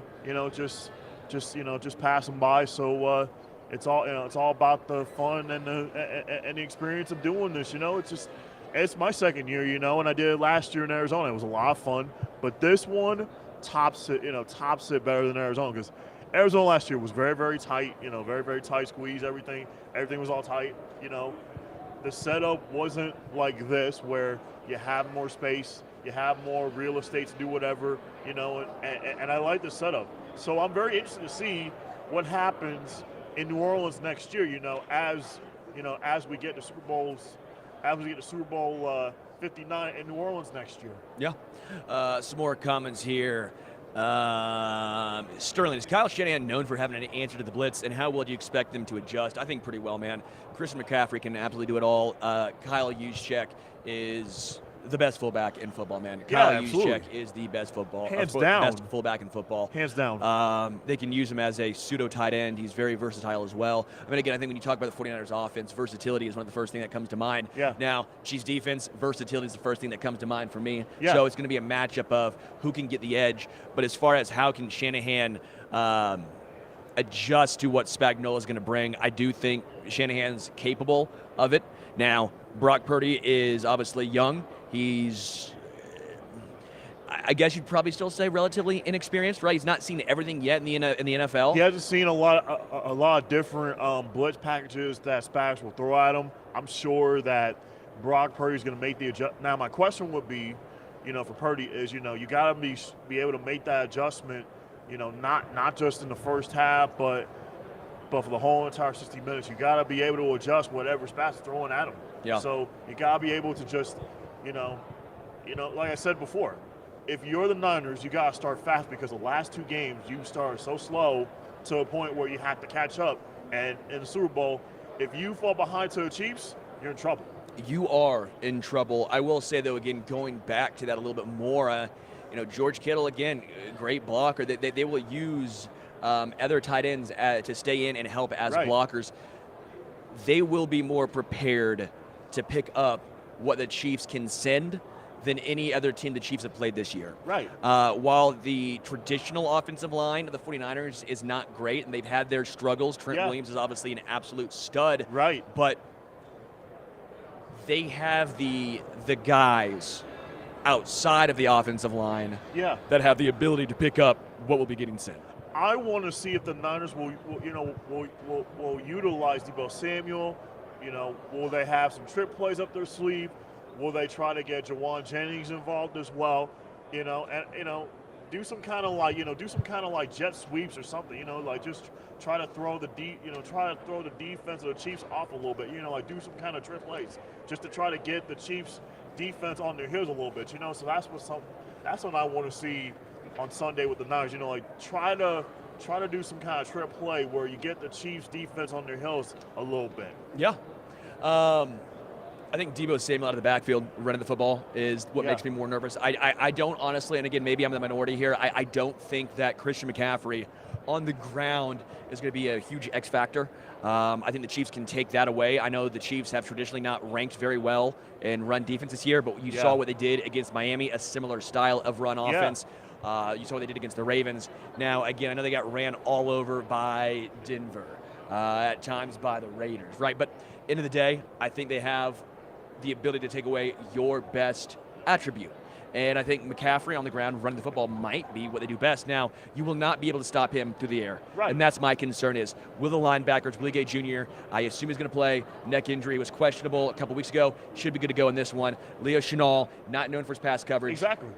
Nick Bolton, love Nick Bolton, not known for his pass coverage. Drew Tranquil, we'll see who is able to go up against McCaffrey as a backfield. Don't forget about him too. Yeah, but I trust him to go up against Brandon Ayuk on the outside. Right. That's where I think he's going to be used most at.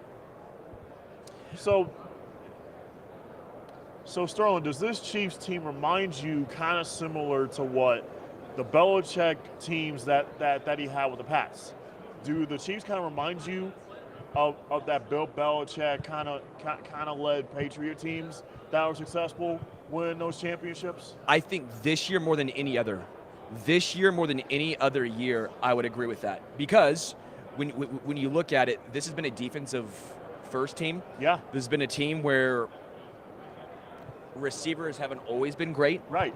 You've ran the football a lot, Mm-hmm. and as great as Tom Brady was, sometimes you wouldn't ask him to do a ton. Right. That depends. They had different iterations. Yeah. But if you're looking at the defense first, the 13-3 Super Bowl win over the Rams, I think you're looking more like this, where Mahomes is obviously the best player in the world, but you don't have him going out there and slinging the ball 50 times a game. Right. What you do is you pick and choose, keep the ball out of harm's way, and know and trust that in his limited opportunity, he will make the plays. Just how Tom Brady would go out in the plays that he needed, he'd make the plays. But winning 13-3 versus 35-3 is still a win. Right. I know fans sometimes, myself included, I would look back and go, yeah, I mean, they won by scoring 13 points. Yeah, but they didn't need to score more. Yeah. They trusted the defense. They took what was given, and they got it done. The Right. Chiefs did this against the Ravens. Second half, they weren't out there throwing the ball. What did they do? Ran the football. They go, you know what? Ravens aren't going to score, so let's just run the clock out, take some time off. Run the rock, and just keep the ball out of harm's way and keep the ball out of Lamar Jackson's hands. That's what they did 2 weeks ago against the Ravens. So if I'm the Niners, you gotta pretty much watch what the Ravens tried to do, or you could try to see, okay, we gotta keep the ball out of Patrick Mahomes' hands as much as we can. Yeah. You gotta control the line of scrimmage. If that's something the Niners can do on Sunday, then I think the Niners will have a chance. But if they don't, then the Chiefs, to me, are going to win this game. Yeah. A couple comments to get to right here. Trent Williams versus FAU. Thoughts from Jesus Perez. Not good. Hey, at least you could say that Trent doesn't have any tape on FAU, right? Right. No, man. I don't know how much FAU plays. I really don't. I actually do expect him to be active with Charles Omenihu going down. Obviously, with the ACL done for the year. We'll see how that affects him next year. That's more off-season talk coming your way later on. But when it comes to FAU, I expect to see a lot more Karlaftis, which I also see Sean points out. Karlaftis is his X factor, because Omenihu was really coming on as I love George K, but he does not always win quick. Right. I love Karlaftis. He is extremely valuable to this team. But Omenihu was a guy who was starting to win quick and make a lot of impact plays. Him going down puts an added pressure on Karlaftis. He now has to step up because Chris Jones is getting doubled. So then you had Karlaftis and Omenihu going one-on-one. Right. One of those two guys has a chance to make a play. Now, extra pressure on Karlaftis. He would be my X factor. But going back, do you think Karlaftis is going to get after Purdy? Do you think he's going to have a big day, or do you think the Niners are going to say, okay, we're going to try to stay away from Karlaftis and Jones and those guys? He's going to have to, man. I mean, Karlaftis is going to have a big game. If he does not, this Chiefs defensive line is going to be in serious trouble, because Mike Dana, as much like Mike Dana, he's a solid piece. Yeah. He's not the most explosive guy. He's a guy you want for the season. In a one-game sample size, are you trusting Mike Dana to get out and defend a pass, knock a ball down the line of scrimmage, get a sack, get in the backfield 4 or 5 times? I think you have that with Omenihu. I don't know how much you trust Mike. Again, not saying he can't do it, but I think it'd be more of a surprise in Charles, which again, added pressure on Karlaftis. Karlaftis already plays a ton of snaps every single game. So now you're going to see those snap counts go even higher. Right. Got a great motor, but how much can that motor last? You're going to be getting him going up to 300K miles, if you want it in truck terms, this game. So the field conditions, if you had to choose between the Niners and Chiefs, who has the advantage? Who would you pick, Niners or Chiefs? Who would have that advantage with the field conditions? Chiefs. All way? Chiefs have played twice a year in Vegas now. Yeah. And okay, we got a little bit of news here. I will show you this. This is going to go to Puka Nacua later on, whenever Puka Nacua comes on here. Yeah. Derek Brooks is getting pushed back. He is going to be on the Arrowhead Attic stream a little later on. That's the hope. So Derek Brooks, again, obviously, a lot of moving parts, a lot of moving things going on here. So things will get pushed back, things will get added in. Obviously, like yesterday, Gracie Hunt was all of a sudden walking by. Gracie Hunt came on. Yeah. Derek Brooks right now, Shannon Sharp, they weren't able to make it right here. They might be getting pushed back a little later, but Derek Brooks on Arrowhead Attic with Patrick Allen and myself looks like it's going to happen. Nate Boyer will be up next. Nate Boyer, former NFL long snapper.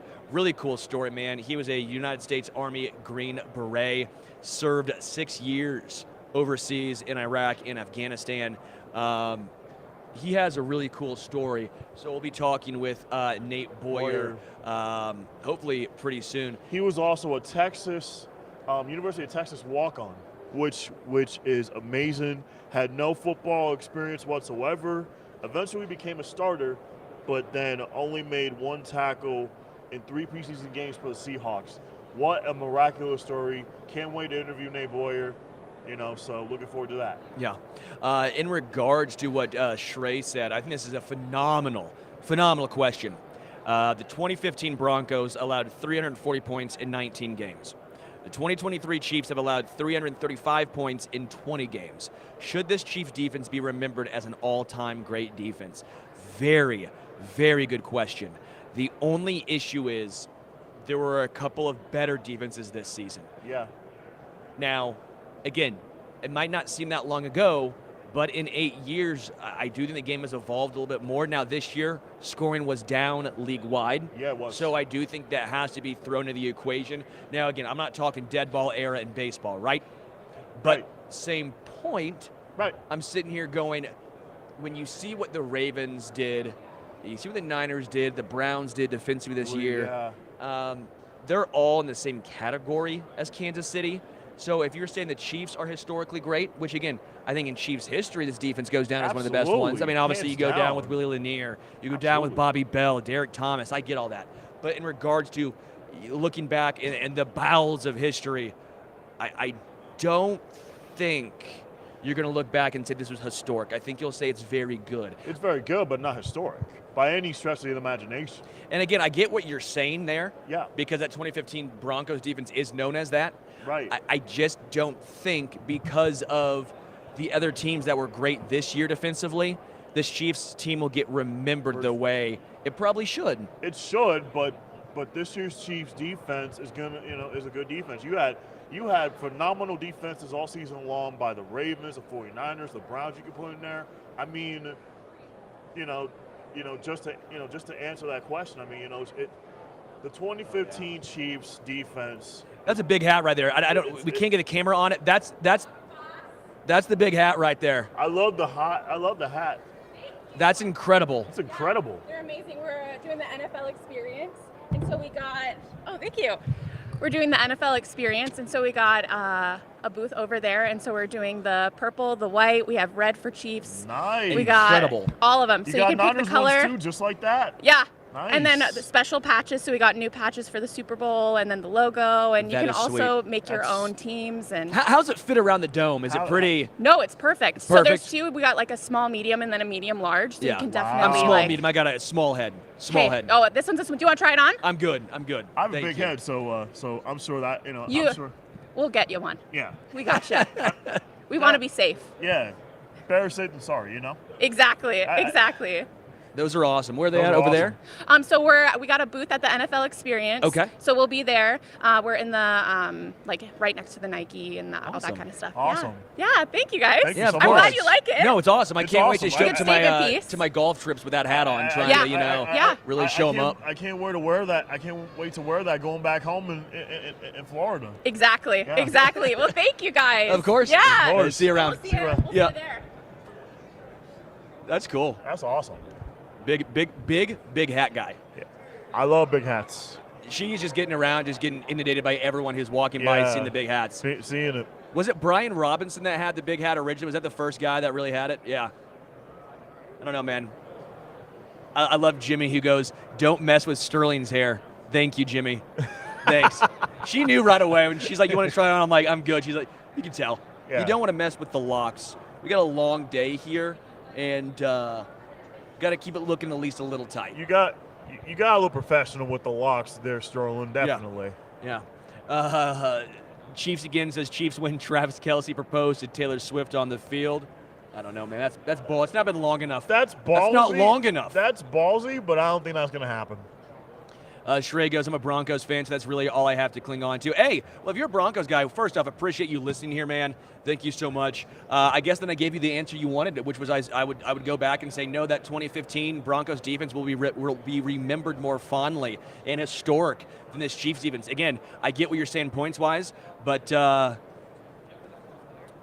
I just don't. And fair or unfair, that was Peyton Manning's last hurrah, if you will. And let's be real now. Carolina as well with Cam Newton as They well. blew And them you got to out. remember, Carolina only had one loss in that, during that year.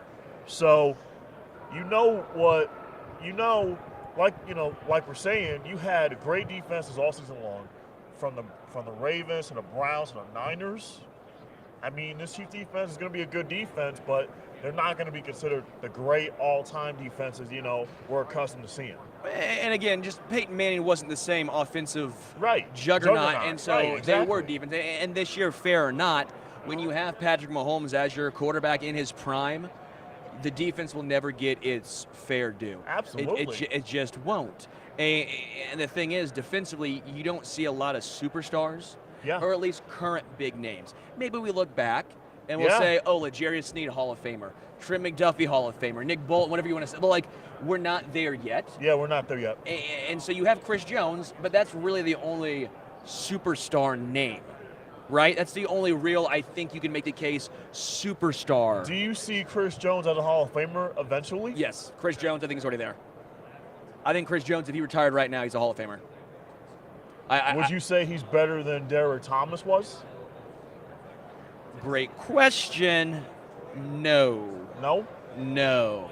I don't think I would go that far. Where would you go then? If not Derek Thomas, great. Derek would you Thomas is go- the best of would all you time, go- baby. Would you go Reggie White? No, come. You're naming the best of all time, Malcolm. Right. Come on, no, I can't get there. But I think if you're looking back, he's in a category of the elite all-time interior pass rushers. Right. Oh, dude, there's more noggin bosses. Yeah, those are great. We already saw you guys walking. We Oh saw yeah, you she's guys. back again. She's back again. I like Yeah. it. Oh, awesome, cool. Thanks, Sweet, guys. thanks. Sweet. Yeah. Thank Awesome. you, guys. Look at that, Malcolm.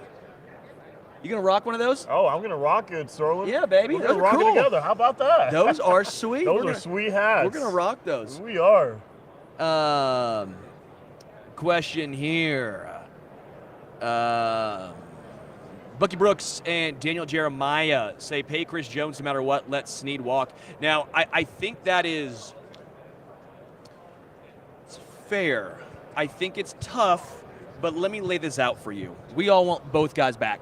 We all want L'Jarius Snead back. Yeah, we do. Well, if you're a Chiefs fan, now maybe you're a 49ers guy, you don't care as much. I want L'Jarius Snead back, absolutely. But he's a cornerback, and there's a lot higher variance with Yeah. corners. Now, again, you saw Travarius Ward go from a really good cornerback in KC to all-pro in San Fran. He was on that trajectory. But you've seen guys, I think obviously Nnamdi Asomugha is the first guy that comes to mind when you think of guys falling off. Yeah, he played for the Raiders. You think J.C. Jackson with the Chargers. Cornerbacks are very volatile. I think of them a lot of times as closers in baseball. Wade Davis for the Royals, great for a while. Fell off. Greg Holland, great for a while. Fell off. Joaquin Sawyer, back and forth. I mean, it's very difficult. And Chris Jones plays a position where it's very easy to predict year over year. Not always. Maybe 1 year 16, one's 10. Right. But I think year over year you have the more consistency with a defensive lineman. I think if you're going to make the case of who do you pay more, what's more consistent, you go with Chris Jones. And I will also make the case is the Chiefs have done a great job finding cornerbacks. I mean, you look at Trent McDuffie, All-Pro this year, Joshua Williams, Jalen Watson, valuable pieces. Look at the Honey Badger who was on the Chiefs. I just sit back and I find you can draft these guys. They've not shown a great ability to always draft defensive linemen. Right. And so if you want to make the case, I think you can make that case, and you can find me swaying towards getting Chris Jones staying in Kansas City instead of L'Jarius, but L'Jarius is younger. It's the Chiefs are going to have some decisions to make during the offseason. If you ask me, sir, I mean, they have a lot of decisions to make. Yeah, it's going to be difficult. And for me, I'm just seeing what transpires with Coach Reed. Is he, is this going to be his last hurrah? Is he going to go into the sunset? He came out and said, I ain't done. I ain't done yet. Now, I will also point out, someone asking Bolton and Creed Humphrey walk after this season. 1 more year. They got 1 more year. They got 4 years. They were second-round draft picks. They got 4 years.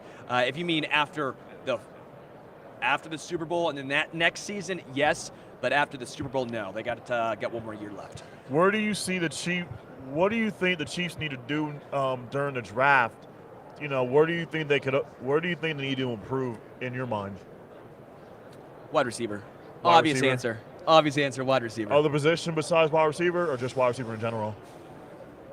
I wouldn't mind drafting a little more offensive line depth. I think you never have too much offensive line depth. I think you can never have honestly, believe it or not, I think a little bit of linebacker, because you might not get Willie Gay Jr. back. Who knows with Nick Bolton what his price is going to cost. Drew Tranquill obviously was on a 1-year contract. Willie Gay Jr., Leo Chenal. I mean, I'm a fan of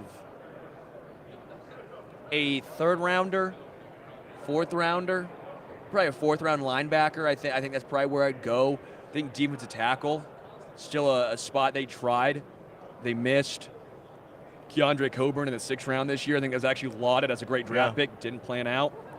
If you're the Chiefs, if you had a wideout you would go after in the draft this upcoming year in Detroit? Who would you draft?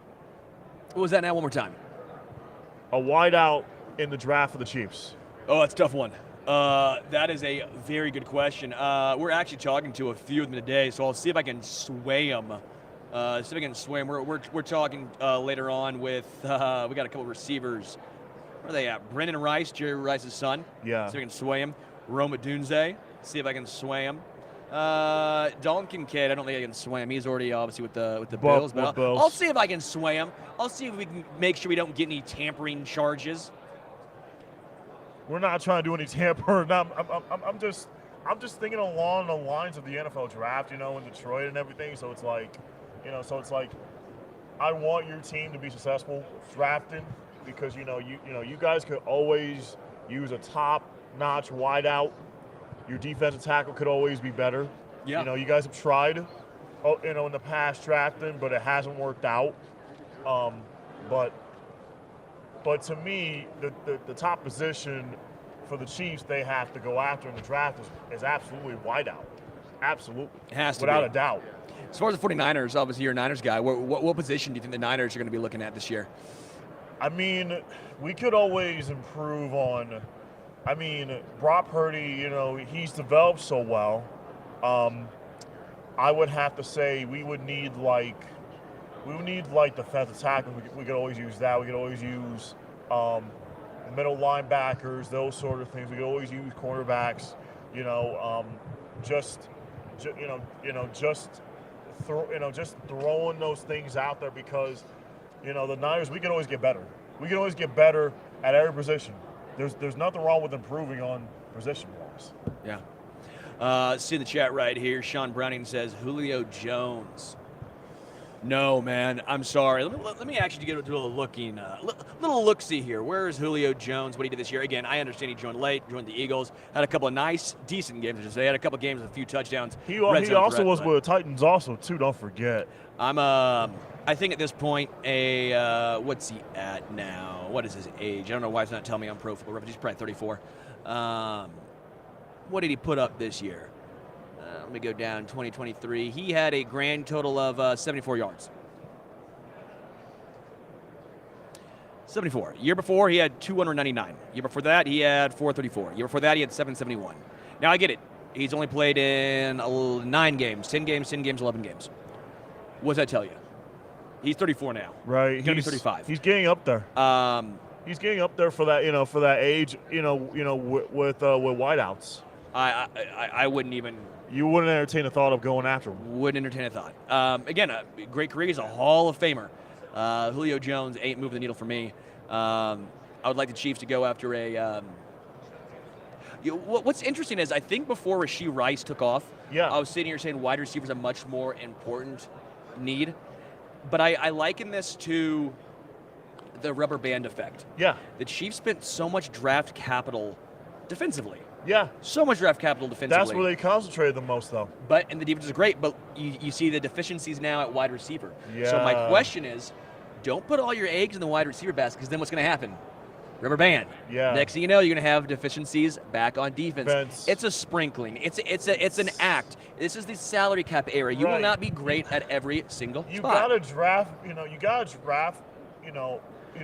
Where you won't be limited to where if you put all your receivers in one basket, you try to draft, it's going to be a struggle.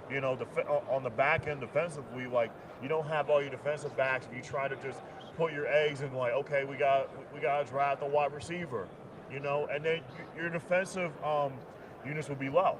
Yeah. So, if you're a franchise, you got to try to be like, okay, where's our biggest need? How can we improve?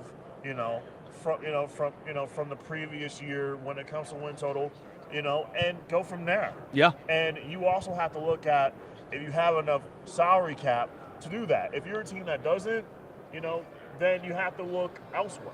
Well, I do think this is what makes Brett Veach and the Chiefs so special. It's not just the high-level guys they've hit on. Yeah. Mahomes, Kelsey, Chris Jones, even L'Jarius Sneed, Nick Bolton. Right. Joe Tooney, obviously paying a guard that much in free agency. We all thought that was a joke, and now, not a joke, but you pay a guard that much, you're like, what's happening? He better be worth it, and he surprisingly has been worth it for a guard. Depth, though, to me, has been the biggest takeaway. Drew Tranquil, Willie Gay, Leo, Bolton, they've all been rotating in and out. You look at the defensive line, Mike Dana, I think, has been perpetually underrated. At one point, Turk Wharton had to play a big amount of snaps against the Ravens. Right. Like, I think depth has been the biggest need, or the biggest promise for the Chiefs team this season. You look at Jalen Watson, Joshua Williams. You look at, they were on their 4th safety. They went from, on the other side, Brian Cook. Brian Cook was a starter. Then you went to Mike Edwards. Then from Mike Edwards, you went to Shamari Connor. Connor, you went to Deion Bush, who Deion Bush had an interception against the Ravens. So you're sitting here going down the list, and I think depth, Nick Allegretti filling in for Joe Tooney. Like, depth to me, Wanya Morris filling in for Donovan Smith. That, to me, is the storyline of the season for the Chiefs this year. What about Marquez Valdez-Scantling? What about him? Yeah, I mean, MVS, playoff MVS is a real thing, man. Playoff MVS really steps up, and regular season was a struggle, but playoff MVS, now that is real. Nate Boyer just hopped on in. Nate Boyer. What's up, y'all? How are you? What's up, man? Nate Boyer? Yeah. How you doing? Good to meet you. What's your name? Malcom. Nate. Malcom. Good to meet you. Good to meet you, dude. Pleasure. Sterling. Sterling, right on. Cheers. Nate Boyer, Bronze Star recipient who deployed in both Iraq and Afghanistan with the elite U.S. Army Special Forces, a Texas Longhorn, That's Seattle right. Seahawk. What all you got going on right now? Not playing football anymore, but my Niners are. So I grew up in the Bay Area, so I'm a Niner fan. You a Niner fan? Yes. Let's go, baby. Yes. So about 8 years ago, right after I got cut, military had ended, got released from the Seahawks, and I co-founded an organization called Merging Vets and Players. So at MVP, we bring together combat vets and former pro athletes, and we help them find purpose and identity when they lose a uniform. So we've been doing that for the last 8 years, and then during COVID, we made a movie about it. We shot a movie called MVP. So if you want to learn more about the organization, of course, go to vetsandplayers.org. We got our big gala coming up in April at the Star in Dallas, with the Cowboys and whatnot. So that's April 13th. Nice. But also, just to learn more about an easy way to kind of get an idea of who we are and what we do is to go watch that movie. And that movie's on it's on Paramount Plus and Prime and Apple good. TV I just and all got that Paramount stuff. Plus, so thank you. Yeah, yes, Thank you. it's free if you got Paramount Plus. Thank you. I got Paramount Plus too. It's like $3 or $4 if you got to rent it somewhere else. It's Shout out to my definitely worth fiance it. for but that one. It's cool. It's cool. Yeah, it's cool. But definitely check it out. It's really about how we started. It's a scripted movie, not a documentary. But Tony Gonzalez and Michael Strahan and Howie Long and Jay Glazer and Randy Couture, they all play themselves in the movie. Yeah. And then all these vets are playing veterans in the story too. Every vet portrayed on screen is played by a vet. So it's like a real authentic project. It's the first one I directed, and so that's really what I'm into now, and one of the things that I'm focused on doing is storytelling. Your story has been one of strength, resilience. Walking on at Texas, that's nuts to me. This is a massive school, one of the best football programs in the country. How did you walk on and then get that opportunity? What even made you think I'm getting into football here? You know what? So I never played growing up. That was the biggest thing. I never played, and I regretted it. I played baseball, I played basketball, and I was good but not great. Like I was the sixth man on the basketball team, pretty good baseball player, but no scholarship offers or anything. Right. And that sports were my thing. That was like what I loved. And so, and I never played football, and I regretted it because it was my favorite sport. Like I grew up during that 49ers dynasty, you know what I mean? Yeah. And so I was like, you know what? I'm transitioning off of active duty now. I was 29, and I was ready to go to college, and I was like, I'm just going to try out for the team and see what happens. So I prepared for it, I trained for it, and I went to University of Texas and went to the tryouts, and by the grace of God, I made the team. And then I was like, okay, now I got to find a way on the field. So safety wasn't happening. Wide receiver, I wasn't going to play. But long snapping, one of those thankless jobs that you got to be good at. You got to be consistent. You got to be accurate. But you don't get any glory. Like you do it right 500 times in a row, nobody cares. You screw it up once, your name's in the paper for all the wrong reasons. Nate Boyer again. Boyer. Man, we appreciate it so much. Merging Vets and Players. I can't wait to check out the movie on Paramount please do. Plus. Can't wait to check it out too. And then it looks like we can go to www.vetsandplayers.org. That's right. That's where to go. Vetsandplayers.org, yes, and to check out more about MVP. What's your sport? I play basketball, bowling, track, and golf, Nate. Awesome. What's your favorite? What's your best and what's your favorite? My best is basketball, and my favorite is bowling. Oh, nice. Yeah. So one of my best friends in Texas, guy I live with out in Austin, actually, I played football with his younger brother. His grandmother was the first woman, at least in the state of Texas, to bowl a 300 in a tournament. And so she's like a legendary bowler. Yeah, so he loves to bowl. 300 yet. I'm getting there. You getting there? I believe it. There. This will be my 18th year as a Special Olympics athlete, and it blows my mind like how much I've matured as an athlete and also a reporter. I did this last year, and I feel like I've gotten better this year compared to last year. That's Just all the it's all it's questions I've about. been asking, and I would love to ask you for your thoughts on the night. Okay. I'm sorry, Malcolm. We You're have good. timing restraints. I'm Real sorry. quick, what was it? Real quick. X Factor for the Niners and Chiefs game on. Oh, Sunday. X Factor, Niners and Chiefs. Long snapper. No, dude, it's the quarterbacks. Obviously it's Mahomes. It's hard to vote against Mahomes, but like Purdy being young and fresh, like you never know. So that's the X Factor, I think. Can Purdy show up? Awesome. Thanks Nate for your Boyer. time, Nate. No, thank you. Appreciate you Hey, guys. Appreciate it, man. Thanks so much. Thanks, Cheers. Nate. Nate Boyer right there. too. Phenomenal story. Appreciate also everyone in the chat. His story is phenomenal. It makes sure you guys check out that movie. That is going to be really, really cool. And also shout out to my fiance for making sure we have Paramount Plus. Coming up next, we have Puka Nacua. Feel bad we had to cut Nate Boyer a little short. Puka Nacua coming in right here. Man, Puka Nacua. Pepsi Zero Sugar NFL Rookie of the Year nominee right here. Puka, how are you? Life is good. I'm living the dream. All right, man. I got to start first. What does it feel like to be, again, Pepsi Zero Sugar NFL Rookie of the Year finalist? It's such a blessing to be up there with CJ and a bunch of the other guys and the rookies who have been balling. It's been a huge blessing, but I think I got to add to my Pepsi. My Pepsi memorabilia. I got all the rookie belts and stuff like that, so I'm excited. I got a spot up there on my wall where this next award's about to go, so I'm ready for it. Hey, Puka, I want to ask you, what are some of the things you've learned playing with Cooper Kupp? Were they big shoes to fill when he was hurt?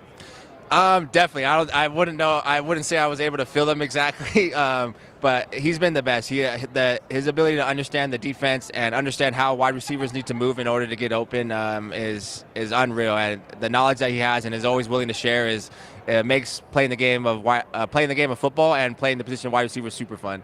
How were you able to transition so seamlessly from college to the NFL? I mean, it's very difficult. I think a lot of guys struggle their first year, heck, sometimes into their second year. A lot of former, even all-time great wide receivers, it took 3 years before they start really getting their feet underneath them. How are you able to adjust so quickly?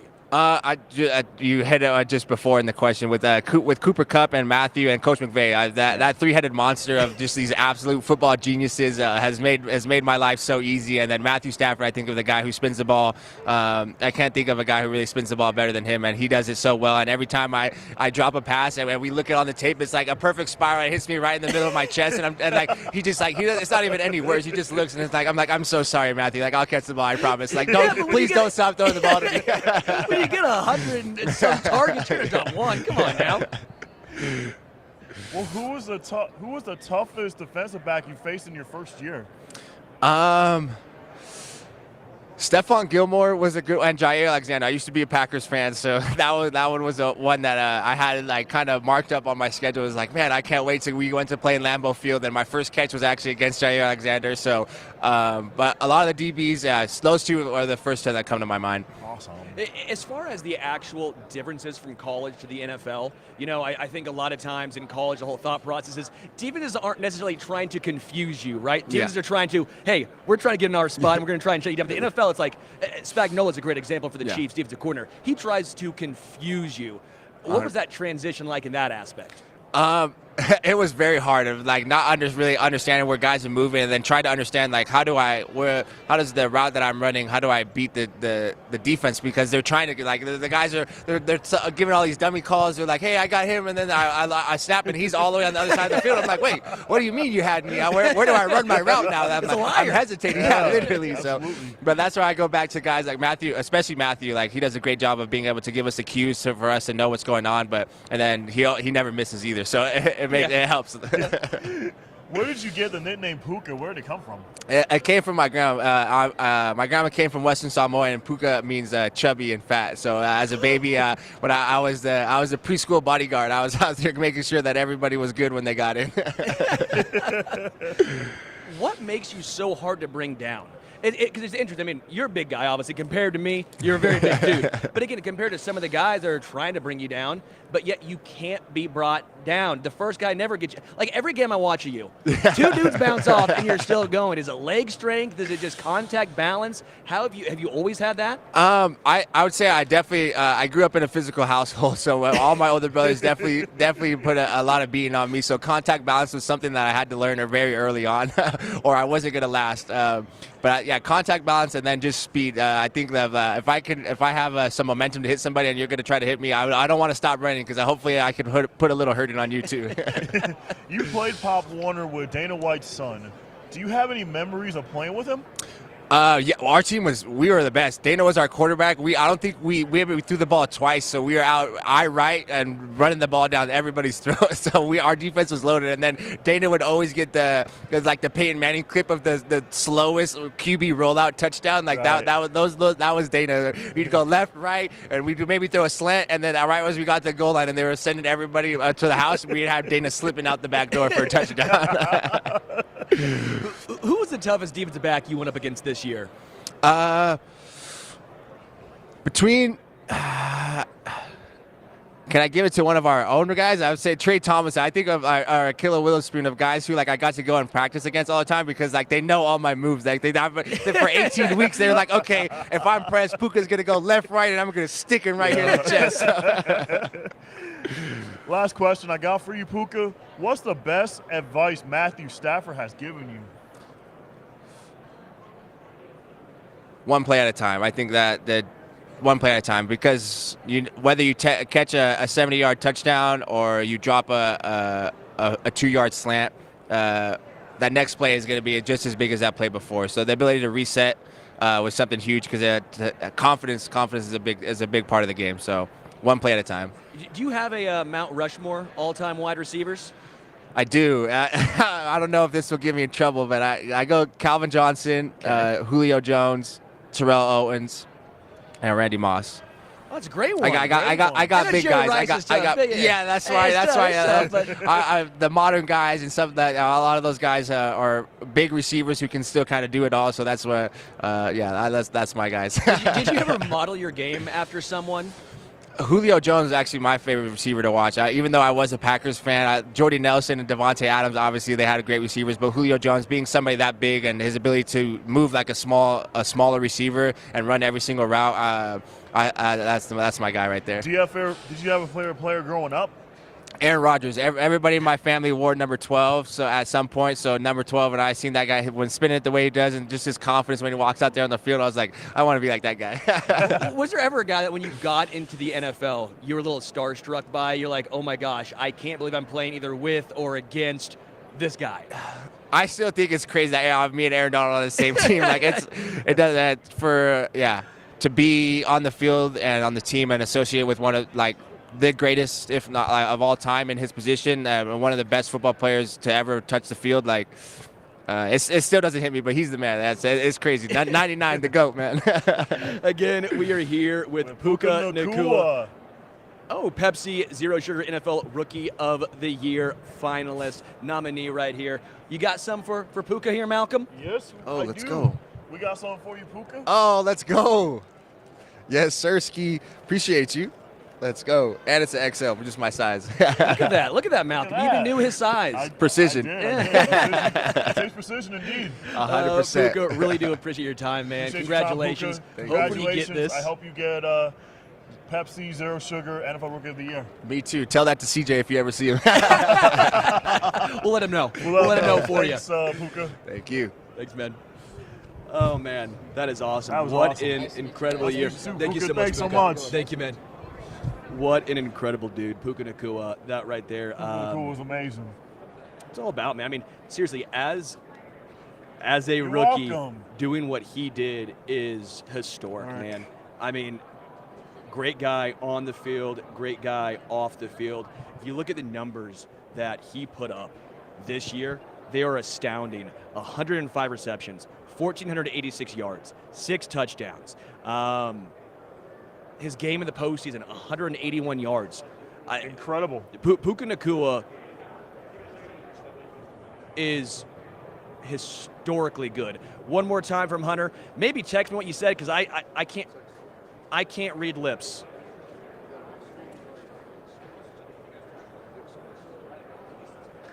I don't have the read. I will look back. I'm the one messed up. What's so up, Alex? Yes, we are wrong. How you doing, man? What's up, Vince? Malcom, nice to meet you. A lot of fun right here. Again, Radio Row, it's packed. You never know who's going to stop by. Yeah. Never know who's going to stop by, baby. Absolutely. Man, this honestly is a lot of fun. This is amazing. Puka Nacua that was. It's always fun when guys are entertaining. It's always fun when guys want to be here. You can tell like Puka Nacua wanted to be here. He did. And he enjoys it. It's also fun when you have I would have to say he's my favorite one so far we've done, and we still got more to come. just so entertaining. Hunter, quick question. Yeah. Question for you, Hunter. Do you want to give this to Michael Penix? Okay. How you doing, Michael? Hey, Michael. How you doing, man? Good, you? Good. Sir. I'm Sterling. This is my guy Malcom right here. How you doing, Michael? Great, Michael. How are you? Thanks great. for asking. I'm wonderful. All right, let's start first, man. What was your experience like in the college football playoffs? This had to be such a absolute dream come true. It had to be crazy, being one of the 4 best teams in college football. What was that like? Man, it was amazing. You know, a blessing to be a part of it. You know, because especially our route there, you know, it was bumpy. You know, it took a lot of hard work and determination to continue to keep pushing forward. And we were the underdogs a lot, so to be able to, you know, show them that you know we belonged, it was an amazing experience. So, Michael, I want to ask, what traits in a quarterback do you think are the most important? I feel like leadership. You know, leadership's qualities is definitely very important. And, you know, you got to compete. You know, you got to be somebody that's willing to compete and do whatever it takes to win football games. Before we get into some more football questions, I know you're working with Sharpie right here. That's a great little tracksuit you got rocking right there. I wouldn't mind rocking that myself, honestly. Man, it's nice. What are you doing with Sharpie? Yeah, so I'm partnering with Sharpie, you know, the rookie class, you know, basically the pen. So it's the Sharpie S-Gel pen. You know, you'll see it right here. You know, the biggest thing that I like about it is just the no smear, no smudge, you know, especially for a lefty, you know, signing autographs and stuff like that, you know. That's big time for me. You know, I'm always put in a great position, you know, but I'll be signing my rookie contracts with the pen as well. So I'm super excited well, it's good. You for don't the want your partnership. hand. See, I'm going to get it on my hand. I need to get the new Sharpie pen right there. You need to. You got to get it. Oh, yeah, look at this. See? You got to get it. Boom. Yes, sir. That's a good toss. That's a Michael Penix Jr. toss right there. That right there was impressive. Hey, Michael, speaking of quarterbacks, did you look up to any quarterbacks growing up? Yeah, growing up, I looked up to Mike Vick, you know, as a lefty quarterback as well. You know, he was definitely somebody that I looked up to, and he did a lot of great things for the sport. So, yes, sir. When it comes to your draft position, do you have I mean, I know you can't say what team you hope drafts you, but do you have a certain things that you want an organization to have? I just want the opportunity. You know, I feel like as long as I got the opportunity, you know, I'll be able to make something happen, you know, and I trust in my abilities and the things that I can do on the field. So once I get the opportunity, I'll make the most out of it.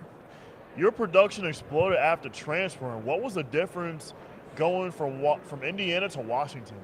You know, I'll just say I definitely gained a lot of confidence, you know, throughout my years, and, you know, just playtime experience, you know, but also being able to have an off season, you know, being able to be healthy, you know, throughout 2 years, you know, that was definitely the biggest thing, and that definitely accounted for a lot of the success that I had. Yeah, how hard was that for you? I know you tore your ACL your freshman year. Freshman year and my redshirt sophomore year, so junior year. God. Yeah, what was that like for you? I mean, obviously you're not giving up on football, but do you ever have any doubt to that point where you're like, am I ever going to get fully healthy again?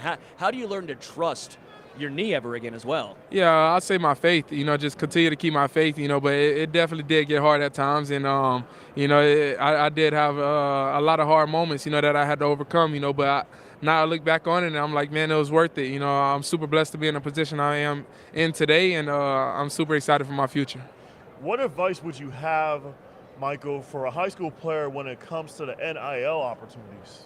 I would say don't chase the money. You know, I feel like, you know, as far as NIL, it's definitely a great thing to have, you know, but I feel like the most money you're ever going to see is in the NFL, you know, so I feel like instead of chasing the money, I feel like chasing your dreams. You know, don't forget about your dreams, and don't forget the reason why you started playing football in the first place. And you know, because if you get caught up in the money and get put in a bad situation where you can't really live out your future, then the money that you get for NIL is not going to account to what you can get at the next level. Obviously, being left-handed is a very unique for a quarterback, right? I mean, there's obviously been a few. You have Steve Young. You mentioned like Tua Tagovailoa, Matt Leinart comes to mind. But what unique challenges did that bring you from high school to college, and as your way into the NFL? Did teams have to adjust for you being left-handed? Did anyone try to make you throw right-handed when you were young? Nah, so I didn't really have much challenges. You know, the biggest thing for lefties is like, rolling out. The coach, he might want to make me only roll out to the left instead of to the right. Yeah. But growing up, I'm always like, hey, coach, I can do it both ways. I want to show that I can make any throw, and I could do it. No matter what. So I didn't really have too much challenges, except for just hearing that we throw it weird. But but I don't know. Do you have any thoughts on the Niners and Chiefs matchup on Sunday? I feel like it's going to be a great game. For me, it's hard to bet against Pat Mahomes, but I feel like it'll be super excited to see what Brock Purdy can do with that team that he has, and the guys that he have around him. But it's hard to bet against Mahomes. Yeah. Do you have a Mount Rushmore of quarterbacks in all time? I don't want to say one because everyone goes Brady. Come on now. Yeah. So I'll say Brady, Aaron Rodgers. For me, Mike Vick. Peyton Manning is up there. I'm saying the people that I've seen play. I'm not talking about before me. Right. Yeah. Man, who am I missing? I don't know. Mahomes, baby. Oh, Pat Mahomes. Yeah, of course. Don't Pat forget about Mahomes. He's definitely up there. He's goated. I know we're talking to Rome a little bit later on today. If a team reaches out, what would you say about Rome? Man, you're going to get a special player, a guy that, truly loves the game and loves the people around him.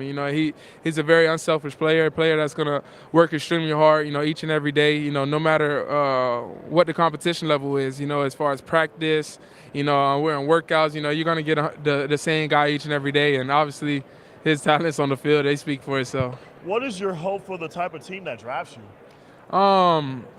I just hope for an opportunity, and just hope that I can gain the trust of the guys around me, and once I'm able to do that, I know I'll be able to win football games. I've been able to do that, at a high level, throughout my career, and I look forward to doing that for the rest of my career. When it comes to Washington, what's interesting is they've been known as a cornerback powerhouse for a long time, right? How did those guys going up against them in practice every single day help you? I mean, they literally have so many corners. They're secondary. From Marcus Peters back in the day, obviously you can go against him, Right. Trent McDuffie, but they do a great job getting their corners ready for the next level. Do you think that those guys helped prepare you going against a great secondary in Washington every single day in practice? Yeah, for sure. I feel like the whole defense, they definitely did a lot of great things, and man, it's definitely a special place. Like you mentioned all the guys that came out as corners, man. You got a lot of defensive backs that came out of there. You got a lot of good quarterbacks that came out of there as well. So Yeah. I don't know. I guess you can't account to that, but I definitely had a lot of talent around me as well, and the coaching is amazing. So If you could throw to, and again, not saying this is you picking the team, if you could pick to throw to one receiver next year, who would it be? to one receiver, You get to pick one guy that you can throw past to. Yeah, one guy. Who would I it can be? only pick one. Yep. A Only dream, one. like a dream receiver. Like a dream receiver. Since we spoke about Rome, I'll say Rome. Come on, that's a cop out now, Mike. Come on, don't do me like that. Hey, man. Yeah, I know. Throughout history, have you ever looked up to just your favorite player? I know you said Mike Vick, but outside of quarterback, just favorite players in general. In general, I would say I really like Lamar Jackson. I like what he does at the quarterback position. I'll say Lamar Jackson. Trying to think of all that I've seen. Reggie Bush in his prime was great. And Devin Hester, I used to watch him just for kick returns. I played with him on Madden just so I could try to run kick returns back. Man, it's so much talent out there. I don't know. It's a lot. I can name. I'll be here naming for forever. It's a lot of. As far as obviously beating Texas in the college football semifinal, what was that like? Because you played out of your mind. Watching you against Texas, watching you against Oregon both times, you were just so dialed in. Every single throw was right on the money. I mean, it was truthfully very impressive. Were you just in the zone those games? Because, I mean, Texas is known for having a great defense, and Right. you just shredded them. Yeah, I feel like I guess I was in the zone, and then at the same time, also just the preparation, the piece of it. I feel like we were super prepared for those games, and we went out there and executed at a high level. Yeah. Again, Michael Penix Jr. heading to the NFL, baby. Heading to the NFL. Yes, sir. Before I let you go again, one more time, what you got rocking with Sharpie? Yeah, so Sharpie, I partner with Sharpie, as far as, the rookie class deal, so I'll be using the Sharpie S-Gel pen for my rookie contracts and, multiple contracts from here on out, and it's amazing because just the no bleed thing, like I was saying, with the lefties, it's amazing, so it's a high performance pen, that, a lot of people use at the professional level, and, I'm super excited to be a part of it. Hey, gotta rock one now. See, you can't mess up the white, Yes, white sir. collar shirts. Yeah, it won't mess it up. I'm with you. Hey, Michael, really appreciate the time, man. Michael, appreciate you today. Thanks Yes, for your sir. time, man. Thank you. Appreciate you. Thanks, man. Sir. Michael Penix Jr., quarterback Penix Jr. from Washington. Awesome, man. Awesome. Projected first-round draft pick. Played just phenomenal in all season long, man. Those games against Oregon, again, that game against game against Texas, he was so dialed in. Every single throw was completely Even the game against on Utah. the money. Yeah, it was wild, man. Yeah. He's a guy almost like a microwave. When it gets hot, Yeah. it gets hot. And don't forget about the game against the Cougars in the Apple Cup. That's very true. Yeah, All right, the Malcolm, rivalry. this was a lot of fun. This was a blast today, a blast this morning with you. We are going to take a break. I actually got one more. Maggie Gray. Oh, we're good? Yeah, Malcolm, we're done. What, you trying to give him more? We've talked enough today, baby. We'll take a break, and we'll be back Later on this afternoon. later on, Malcolm. We'll be Later back. on. Until then, we are out. Out.